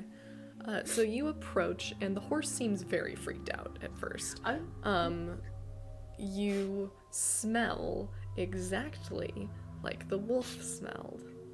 But as you approach, and as you make it very clear that you are being gentle, taking your time, this process takes a few minutes as the others watch. You slowly manage to hold out the hand with a little bit of sugar in it. It'll very cautiously take some. You're able to stroke its nose and the side of its face as you form a bit of a connection with it. It seems to be calmer. What is the gender of this horse? Male. Ma'am? I'm still gonna name you. Oh no, wait. Baxter. Okay, so Baxter is a gelding. I don't know what that means. It means that he has been gelded. I don't know what that means. Cool. It's like neutering and spaying, but, you know, the term for horses. Okay, I got you. Honestly. It's not a stallion you're Now, dealing Darby, I with. was right there with you, and I'm like, what? Like, I'd heard gelding before, but I still didn't know what it meant. Oh, yeah, no. His balls have been chopped off. But Connie will just, she's now short, just going to, just pat, rub, and then, a little kiss on the nose, and then head back to the cart. Okay. I think he should be good now. So the horse is now much calmer, and Jade, you may make your animal handling check to drive this cart at advantage. Okay, good. Okay, advantage, we'll be fine. We'll be fine. Okay, well, let's see if we get better real quick. Nope, first what it is, 17. Okay, you just needed to beat a 12. Jesus Christ. Look! Okay. Look! You twos normally roll well for you. I mean, actually, you know it too, but anyway. Okay. Below 10, it's not gonna go well. Okay. So you make your way You turn the cart around and you make your way back toward the road. Like I mentioned, it's going to take you about a day and a half to get to Kin. What are you all doing on this journey? How Head are you on a passing the swivel. time? Okay. But I'll have fun. Yeah. This is gonna be good. Go ahead. Yeah, it's just like I feel like probably like for the beginning part of this journey, it's very quiet. It's like And that Keanu, fox. You know the stitched fox is just sitting there like.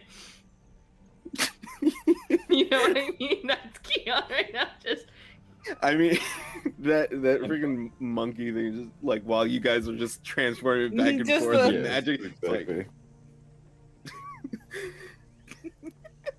just so Keon's just gonna be like sitting in the back of the cart, just kind of like just like, so does it hurt when you transform no, or shift? no. It's just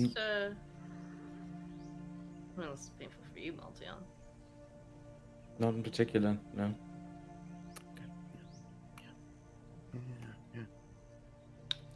Oh, do you wanna? While we're kind of private, you wanna?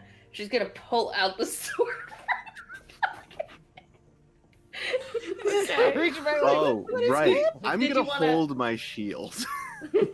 Did you wanna shave off? I don't know how blacksmithing works. Is there a way for you to? Do you have to get to be to a kiln or what? I'm gonna figure that out once I can get myself to a private anvil.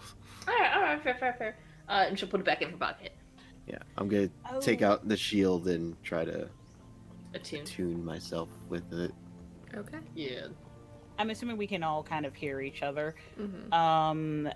Jade will go back like, oh, speaking of hiding things, y'all might want to do something about those items they gave us. You know. That was gonna Unlicensed be my magic. question with Harper actually. Mm-hmm. I'm assuming we would know this, but how would one get papers for magical items? You would know that when you go into a shop to purchase magical items, it is a transaction that requires you to show your documentation and licenses, if any, so that they can be noted down by the shop in question. And you would know that the shop is responsible for issuing you the licenses for the magical items. So what if you find it by treasure or just on the road? Where would you have found it just on the road? Yeah. Dead person? Hey, we were on an Did adventure. it fall off the back of a cart? we were on an adventure. Mm-hmm. We are an adventuring group. Mm-hmm. People go into dungeons and stuff like that all the time, And obviously. yet you do not generally hear of people going down into dungeons and coming back up with magical relics. That's not I super would common. imagine if someone did buy that story, best case scenario is they'd be like, okay, cool, you need to turn that in. Yeah, you can't Yep. have that can't have until we that. know exactly what it does and it's in our Mhm. system. I have a question. Is Connie's dress registered? Yes, it is. You have papers for your dress. Alright, cool. Oh, good. It was issued to you by the church. Amongst other things that the church can issue, can the church issue me a license? Have you ever asked the church to license a magical object that you have come across before? I've not come across magical items, but would I know that is something that the church might be inclined to do? Especially for, people in need? Roll an intelligence check. Oh, Connie's not very smart, y'all. Connie's not very smart. But God has blessed me this day, for that is a natural 20. Hey! Now Keon just needs one. And we got a full set. Okay. It's true. In that case, you yourself have, of course, never done this, but you have heard of some people, some other sisters in the church, through the course of their duties who have come across magical items that have proven useful, and the church has created papers for those items.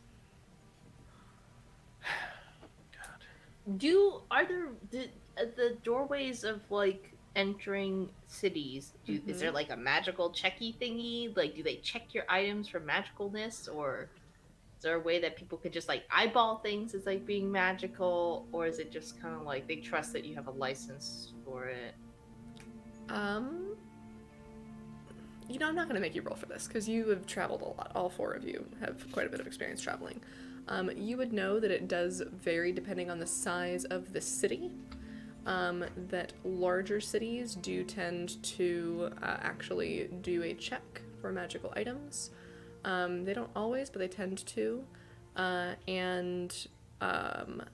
You are expected to present your paperwork for magical items on your person when you enter a new city regardless, just so that the guards are aware of what is in the city. So Connie, when you have presented your paperwork whenever you are entering or exiting Trivik, you would have also presented your paperwork demonstrating your magical robes.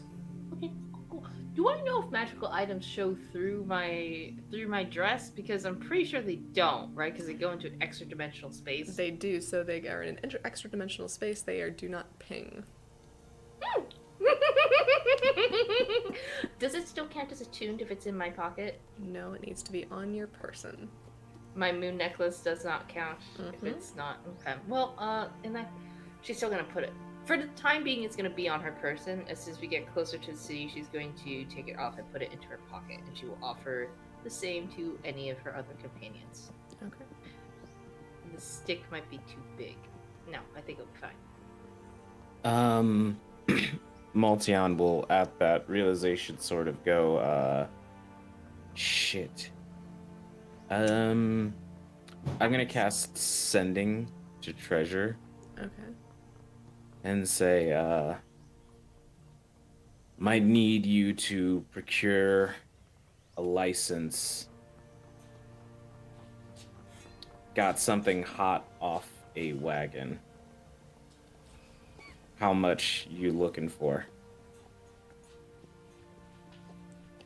And you will receive a response back, and you send in Shade's voice? I guess I spoke in Shade's voice, but Treasure hasn't met Shade, so it'd be Maltion. I had 2 words left. It's Maltion. There you go. Okay. Treasure actually has only met Shade. Has not met Maltion. Oh, okay. Okay, then yes, it would have been in Shade's voice. Okay. Then you will hear in your head, a license. You didn't mention a need for one. I'm sure something can get worked out. But I've given you as much of an advance as I can. Unfortunately, we're gonna need a little something first. And I'll cast Sending again, and I will say, lucky for you, headed to Ken as we speak, should have many presents when we next meet. Okay. And you'll hear the response. Send one of those presents early and an address, and I'll see what I can get you. I won't respond to that one, but okay.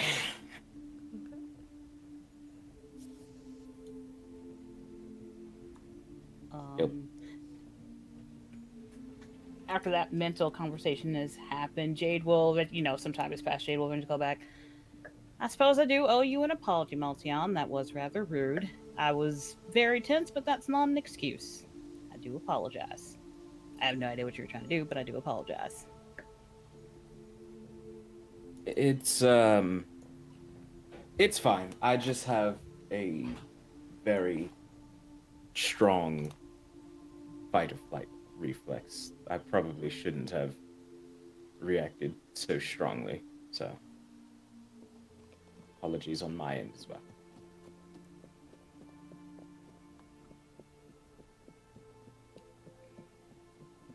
So what's this, if you don't mind me asking, what's this little plan Jade had mentioned? Well, I would mete out how much you want to know about the plan with how heavily you treasure plausible deniability. Honestly. Like I said, I have worked for the Underdark and the Black Market. The under what? Does Connie know what the Underdark is? I don't think she knows what the Underdark is. You haven't heard the term before. The under what? Underdark, you know, just don't want. It's like, you know, there's like the darkness, but then there's the place under the darkness, and that's where, you know, people like mercenaries, people on the black market, people who don't want to be known about it from the Empire hang out. Supposedly, quite a few drow also, I believe, make their livings in the Underdark. And I'll turn any shade and say, elves with, like, deeper skin tone. Interesting. Harper, what do you Okay, you're fine. Fucking what? I just want to check because you turned into shade on a thoroughfare, if there was anyone around. But I rolled a natural 1, so you're fine. Connie's been alright. like head swiveling, like I'll around. just no, they'll just die. It's not. People can hear me on the thoroughfare. You know, whatever. You remember 2 seconds ago? I was gonna 86 It's like a toll. It's like a toll tax. And then we can be like, wow, we really found it off a cart. Exactly. Whoa. But if you are genuinely curious, Keon, I have plans to assassinate the Emperor. Oh, good. Fuck him.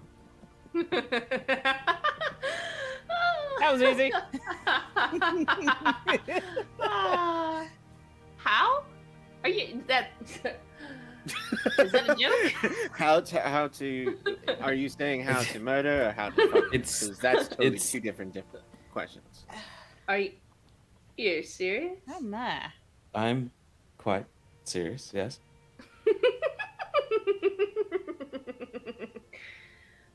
This will be fun. This will be fun. You know what? You know what? You know what? Why not? Why not? Yeah. Connie's just like now. Connie is freaking out a little bit. Just Connie, are you okay? absolutely. Never been better. Insight. Let's do some Deception insight check time. on the Deception insight queen over time. there. What'd you get? Damn. 25. 24. Damn, I got a 24! And what did you get, Keon? 6. Okay. So, Jade and Odias / Maltheon get a pretty good read on Connie. Connie, how you reacting to all this? Oh my god, I'm traveling with people with the death wish.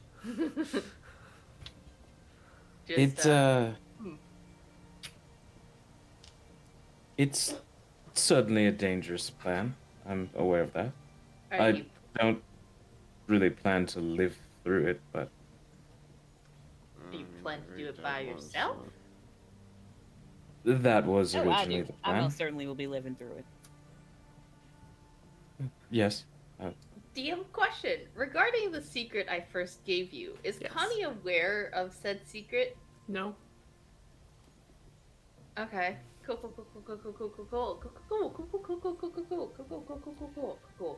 But yes, Look, I go ahead. No, I was gonna say, Empire has not done me any favors, and I sure as hell don't agree with a lot of the things they do. Lee, you might never agree with me, but To put it kindly, the Gotaraman Empire is the largest, most painful scourge that has ever ravished this land and many lands in retrospect. When I first went to the Falera Institute, I found myself drawn towards dead languages, cultures that have been raised for what they can add to society and then removed from that said society. And they number in the hundreds. This empire has facilitated the death of countless beings simply for them not falling in line with what the Emperor sought. Or just existing. Indeed. I can understand the inclination. Not exactly many people like me running around now, is there? I have never met another changeling outside of my parents, of course. So, Why not? yes. Why not? I'm not exactly fond of good ramen pressure as well. Presence. Shura wasn't always a part of the Empire. Didn't necessarily want to be either. Well, we have quite a difficult... Well, I don't want to presume, apologies. I have quite a difficult task ahead of me, but Kin will be a good place to continue. Continue. Sure, and high five. Sure, and high five. Well, Maltion, if Emperor doesn't kill you, these puns might. And I'm hoping that these puns will, after we dispose of the Scourge. Can I show you all something? And We're pickup line. produce the book, and I'll produce the book and go, I don't particularly know where this came from. This is the fairy tale book? Yes. Do any of you speak Gnomish? Nope. Is it close to Sylvan? No, it is not. Is it close to Goblin? Dwarvish? No, it is not close to any of those. There might be some hints of Dwarvish if you could read the script, but they do not use the same script. Dang it. Can't do anything then. Neither can I. That's a language I don't recall. Wait, actually, can I? Hold on. Oh, do you have Wait. comprehend languages? Do I Wait, have comprehend? wait, damn it, no. Do I thought about it. No, I don't. I don't have time. I have one sheet, guys. I have one sheet.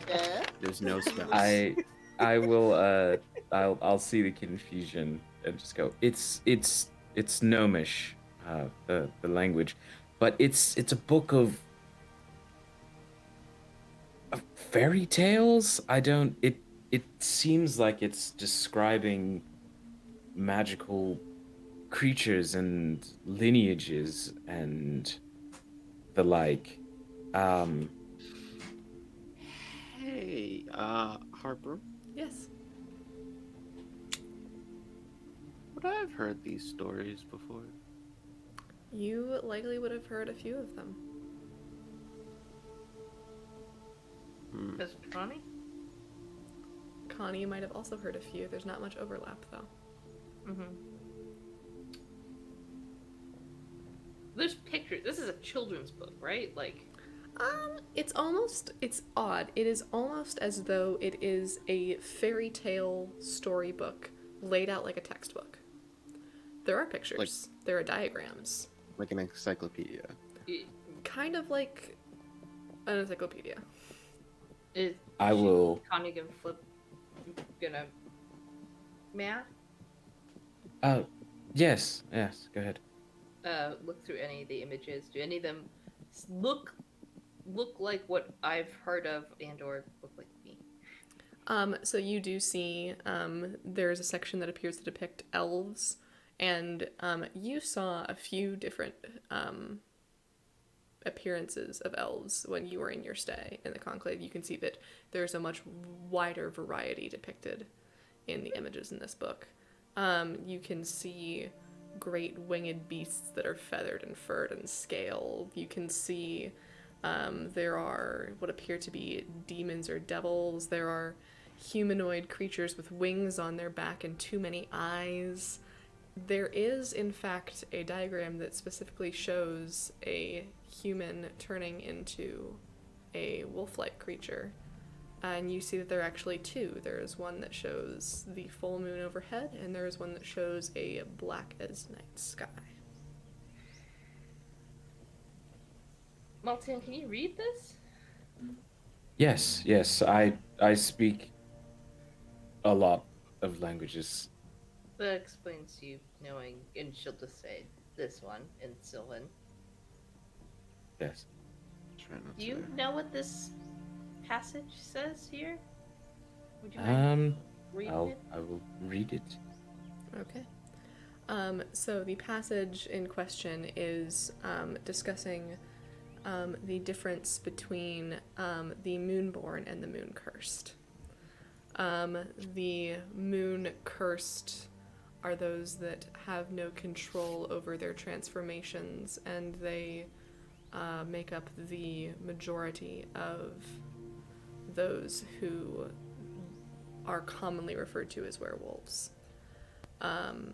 They received their curse through violence or through acts of profane nature against the goddess of the moon.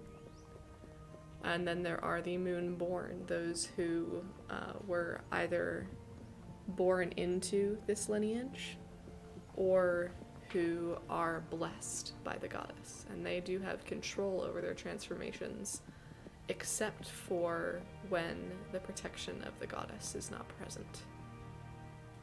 And then they no longer have control over themselves and their actions.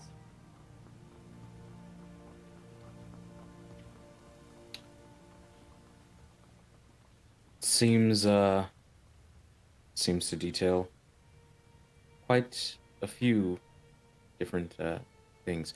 Oh, and there will be a sudden jolt of energy and like excitement, almost flip through pages till they get to one with a crimped edge, and I'll point to the diagram of the dragon and look at Kian and Connie and say, "Have either of you ever heard of a dragon before?" I want to say while they were doing that, I kind of take out my glaive and kind of like unwrap the handle a bit. And if anyone sees the glaive, you see that the staff of the glaive is actually very much has like intricate carvings on it, and it's not like ornate carvings. It's more hieroglyphic like, and Keon's kind of been just staring at it while you guys were reading about the Moonborn. Have I heard of dragons before? Yeah, also have I heard of dragons before?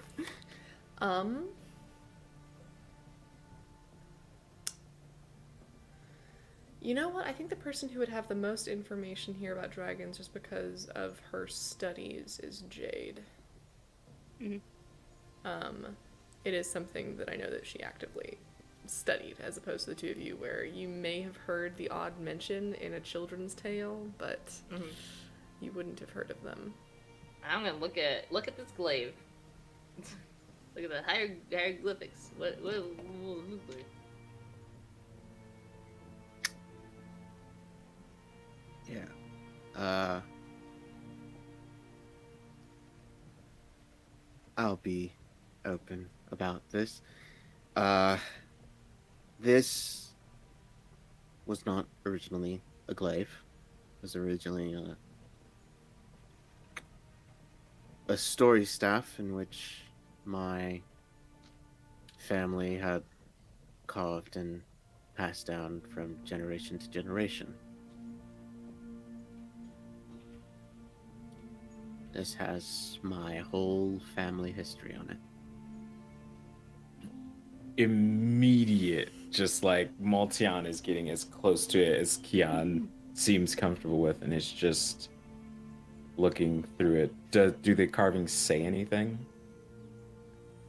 It's more like it's like just kind of like pictures and symbols and stuff. There's not really a specific language. It's kind of how I kind of pictured it is like whenever like someone the elder of a family member would bring it out to tell the story about my family, they would kind of like look upon it and just kind of be like, this is when blah blah blah blah blah happened and blah blah blah blah blah, and there was times of this and this, and it's like it's more of an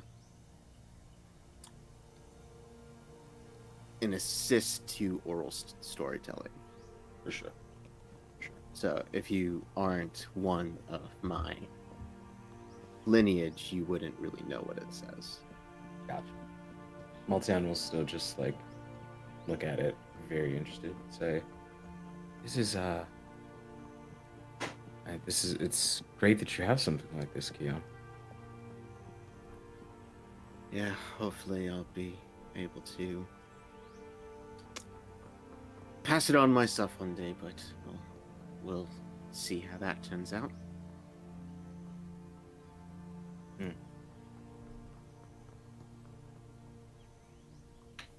All right. If Jade is reaching the end of her rope with I would say wrangling at the this point, horses, you all would have had this conversation over the course of the Shift changes. Mm-hmm. Okay, Over gotcha. the course of several hours until you find your way to an inn to stay for the night. You notice as you are going westward that you left the forest around noon with the sun high in the sky overhead, and you have been making your way westward. And the sun has slowly been sinking in front of you as you've been riding. It's been fairly quiet, very few other people on the road today. It's harvest season, everyone is home at their farms or in the cities. And as the four of you make this journey, you can see the Darmond Forest in the distance on your right as a smudge on the horizon. You can see very well cared for farmland. Definitely you can tell the wealthier farms from the poorer based on how green their pastures look at this time of year. How many people are out working. The drought seems to have affected this far west as well. But on the whole, it is a very peaceful day's worth of travel. And as you are ending the day, as the sun is sinking down to the horizon and the reds and oranges and purples of dusk arrive, you are rolling through an orchard area. And you can see that there's the inn is called the Pitted Plum. And you can choose to stop there for the night or continue on. I'm good either way. I'm fine making a pit stop.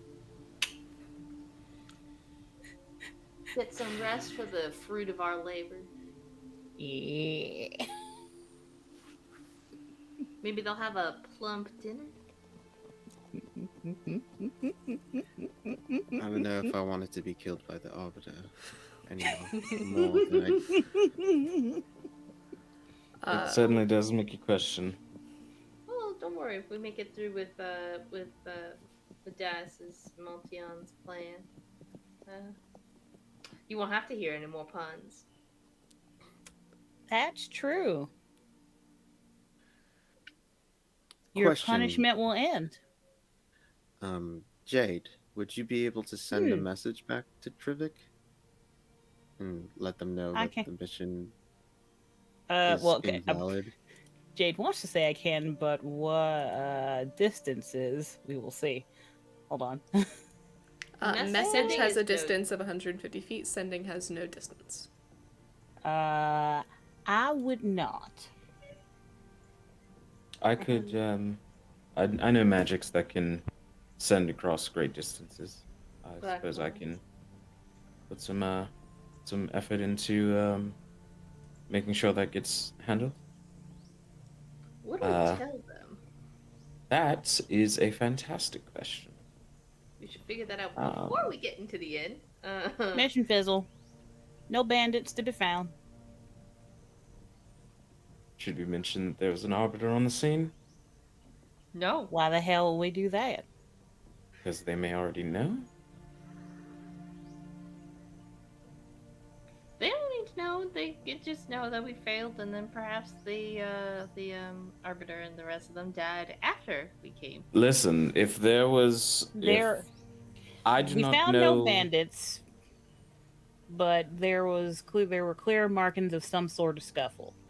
If perhaps the arbiter got involved in that, who's to say? Sure. Headed. We're I No. don't know Couldn't find Velma as well bandits. as you do, so. Found tracings of a battle of some sort. All right, I will cast Sending at 4th level, and I will say, Velma, Multion here, arrived at the mission site. Seemed clear, no bandits. There was a scuffle, but nothing that we were contracted to deal with. Okay. So you will hear a voice in the back of your head say, all right, I guess. Then make your way back to Trivik as soon as can be so we can get things sorted. I'll have to have a talk with the patron of this particular job. Multion will respond to that, and he'll say, she wants us to return as soon as possible to discuss the trappings of the contract with the portent of the job. But I think if we stop at Ken first, we can solve 2 birds with 1 stone as far as that goes. Well, she'll understand some. She'll understand us making some foie gras. Then couldn't get paid for the other mission, but we can still stuff a goose. And of course, we can't just quite return 2 days' journey to a place with a wheel that is of. How has the wheel held up? Does it look like? The wheel has held up surprisingly well. It does not match the rest of the cart whatsoever. It's a different shade and a shade of wood. It's slightly different width than the rest, which has occasionally made bumps on the road interesting, but it's held up. It's a solid wheel. I'm right, I made that wheel myself. But we had a damaged wheel. We have to go somewhere else to get this new wheel. We definitely didn't make it in the forest. It's That wouldn't true. make We any gotta sense. spin a tale or two about that. Well, that's just part of the dangers of the job. And of course, I got a request from a fellow priestess via something that I knew, and I could never turn down an old friend like Priestess Yule. Velma will understand. Our mysterious patron, no idea. But honestly, I'm not Not too really keen to my return concern. as quick as possible. We'll is be what I'm fine. saying. Yeah. worst comes to worst, Multion will get yelled at, not us. I won't be yelled at. She'd have to know where I am for that to happen. I have, What it look like. with all due respect to your guild, they've done nothing but be a relatively understandable place of business. I have Oh. no plans of ever setting foot in there again. Oh, I just meant the ascending. That's what I was referring Ah. to, not in person. Let's see. Makes sense. Although they Alright. do have a registration. My rich, that's the fun thing about this is it doesn't really matter. That's Not always good to have a second- really. That's always good to have a second license, isn't it? Yes. Good plan indeed. Anyway, I'm going to go the fuck to sleep. All right, so you all make your way into the Pitted Plum for the evening, and you see that the place is run by a rather prodigiously large halfling family.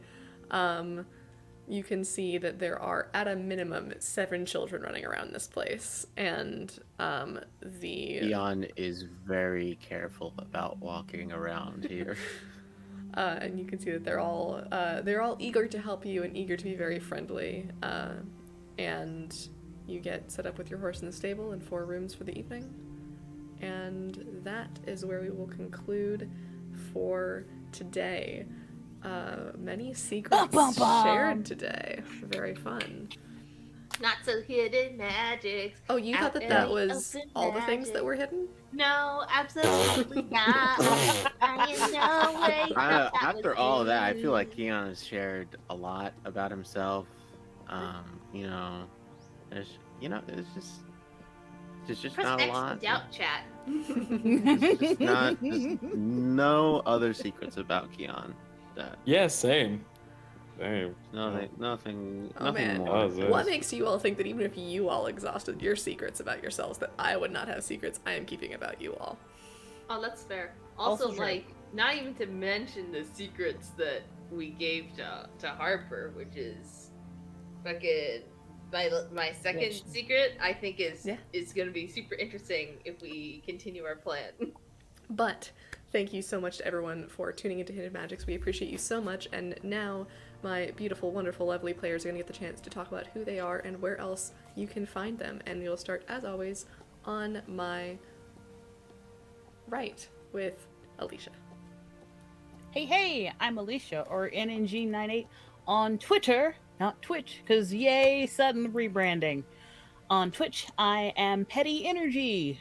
And yeah, so you can catch me on my channel Sunday nights for board gaming, where we might have a special guest on the 25th, which might be today or not, I don't know. It is today. Today, yes. Let's see, you can find me over on Critical Missiles channel on Wednesdays for Under the Pelco Sun, also with Dee and Darby. The Fridays on the Fey Realm channel for the Mass Game, run by Dee and a lot of lovely other people. That's not the accent of the character for that, but I'm doing it anyway. I feel like there are other things I am forgetting, but I don't know. So just follow me on Twitter at NNG98. Passing it on to the next wonderful person. On down to AJ. Hi, I'm AJ, also known as Sushi Kid. You can find me on the 3 T's of social media, Twitch, Twitter, and TikTok as Husha_Kid. So, funding for Witness to a Devouring Monster is back up again. We just hit 20K in our Cedar and Spark. Did I say 20K? 2K, not 20K. That is way too much money. Whoa. But, I mean, you guys can contribute to help us get to 20K. I don't know, sir. It's just whatever. You can find all the link to that in my bio on Twitter. Yes. Witness to a Devouring Monster is an anthology film series with elements of magical realism and Filipino culture. We are a POC and women-led team, and you can see I will link in my bio as well. You can see our little pitch video that we have of that I edited that. That was me. I did that. On the first Wednesday of every month, you can find me on Misty Mountain Legends on Twitch at 7:30 p.m. EST, playing your cool bro cleric Dolph. On Tuesdays, you can find me over on the Fey Realm, playing Valorian in a Monster of the Week game called Institutionalized. Because I know names. He is a big guy with a hammer. That's all you need to know about him. He has gods that he talks to, but, you know, he had stuff. Banishes them. To where? Who knows? Is there anything else? Probably soon enough in the future. But for now, that is the only two things that I'm in. Other than you can find me back here on Sundays. And also Kids Table and Dub Club whenever we decide to do those. Probably on Thursdays. We'll see. Who knows? All right, and we'll pass it on over to Darby.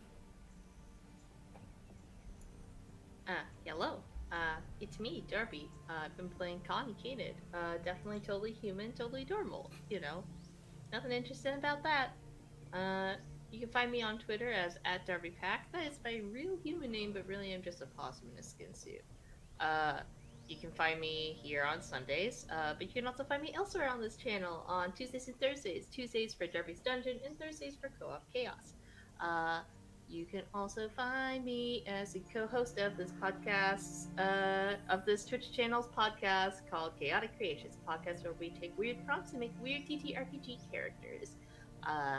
We are anywhere you can listen to podcasts. You can also find me on the Critical Misses channel in every single show that they are running this season. I'm in the Kingsguard game, a Roll20 Spotlight game that is D&D 5th edition, where I play Arabella Chestnut, a Air Genasi Blade Singer Wizard. And then Wednesdays for Under a Pale Cold Sun, like was mentioned earlier, playing a kindred by the name of Minerva. And Fridays playing in System Crash, playing not sure what system. I think this upcoming week is going to be Necrobiotic, but playing who knows what and playing who knows who. So yeah, you can also find me as a community lead for the Fey Realms, an inclusive TTRPG space that hosts Institutionalized. You won't see me in any games, but I maintain the Discord and do all kinds of stuff behind the scenes, so check us out. Yeah. Yeah, and passing it on up to D. Hi, I'm D. I have been playing Odias, the psionic sorcerer, because it's fun to have the actual character concept out in the wild now. Yeah, this is lovely. Thank you guys for watching. I appreciate you all so much. On Mondays, you can find me over on Weave the Tale, where I play Anachi Rossford in a Great American Witch game, DM'd by the lovely Half-Arsed Hermit. It's a blast. And then later on Mondays, you can find me on the Critical Misses channel, where I play Adezuko in Kingsguard, a Roll20 Spotlight show. On Tuesdays, you can catch me on my channel, where I stream, random stuff. Tuesdays will likely be, a day that I stream, so come on by. That might be the day for Kids Table, and I realize that I am saying this without asking any of the 3 members of Kids Table who are currently here, but that might be the day that Kids Table ends up happening. Wednesdays, you can catch me on Critical Misses, where I run Under the Pale Cold Sun, a Vampire the Masquerade 5th edition campaign that is in its final season out of its trilogy. Come stop by. It's going to be a wonderful time the whole way through. Things are going to get fucky, and I can't wait. On Thursdays, you can catch me on my channel for the best esports team in gaming, the Dub Club. We always win. We have never lost a game. Don't check the VOD. I just told you we always win. There's no reason to look. On Fridays, you can obviously catch me here for more Hidden Magicks. On Saturdays, I cannot announce that yet. I also completely skipped my original intro. I'm a voice actor, streamer, musician, professional GM for the Emerald City Game Masters Guild and Magpie Official Games in their Creative Play program. You can see me as Julian in Woodsy Studios' Crimson Spires, a visual novel available on Steam, and I believe that is everything that I can announce. So You said it right finally. I did. I didn't say Crimson Studios or Woodsy Spires. And I have been Harper, your Dungeon Master for the evening. Thank you so much for joining us. You can find me on across the social media as Harpersona or Harpersona Games on Twitter because Harpersona was banned. I am a podcaster, streamer, general TTRPG nerd about the internet. You can find me on Monday and Friday on the Critical Misses channel. On Monday, playing Shosha Sistruris, the Yuan-Ti Warlock in Kingsguard, a Roll20 Spotlight game. On Fridays, playing a variety of different characters and sometimes even running the games. That's coming up soon for System Crash. You can find me on this channel right here, Chaotic Pod, on Thursdays, Saturdays, and Sundays. Thursdays for Co-op Chaos, and occasionally, who knows, maybe we'll do a collaboration with the Dub Club. And on Saturdays for Harper's Homeroom, alternating weeks with replays of this show right here, and on Sundays, of course, for Hidden Magicks. Thank you all so much for joining us. We appreciate you so much, and we will see you next week. Bye.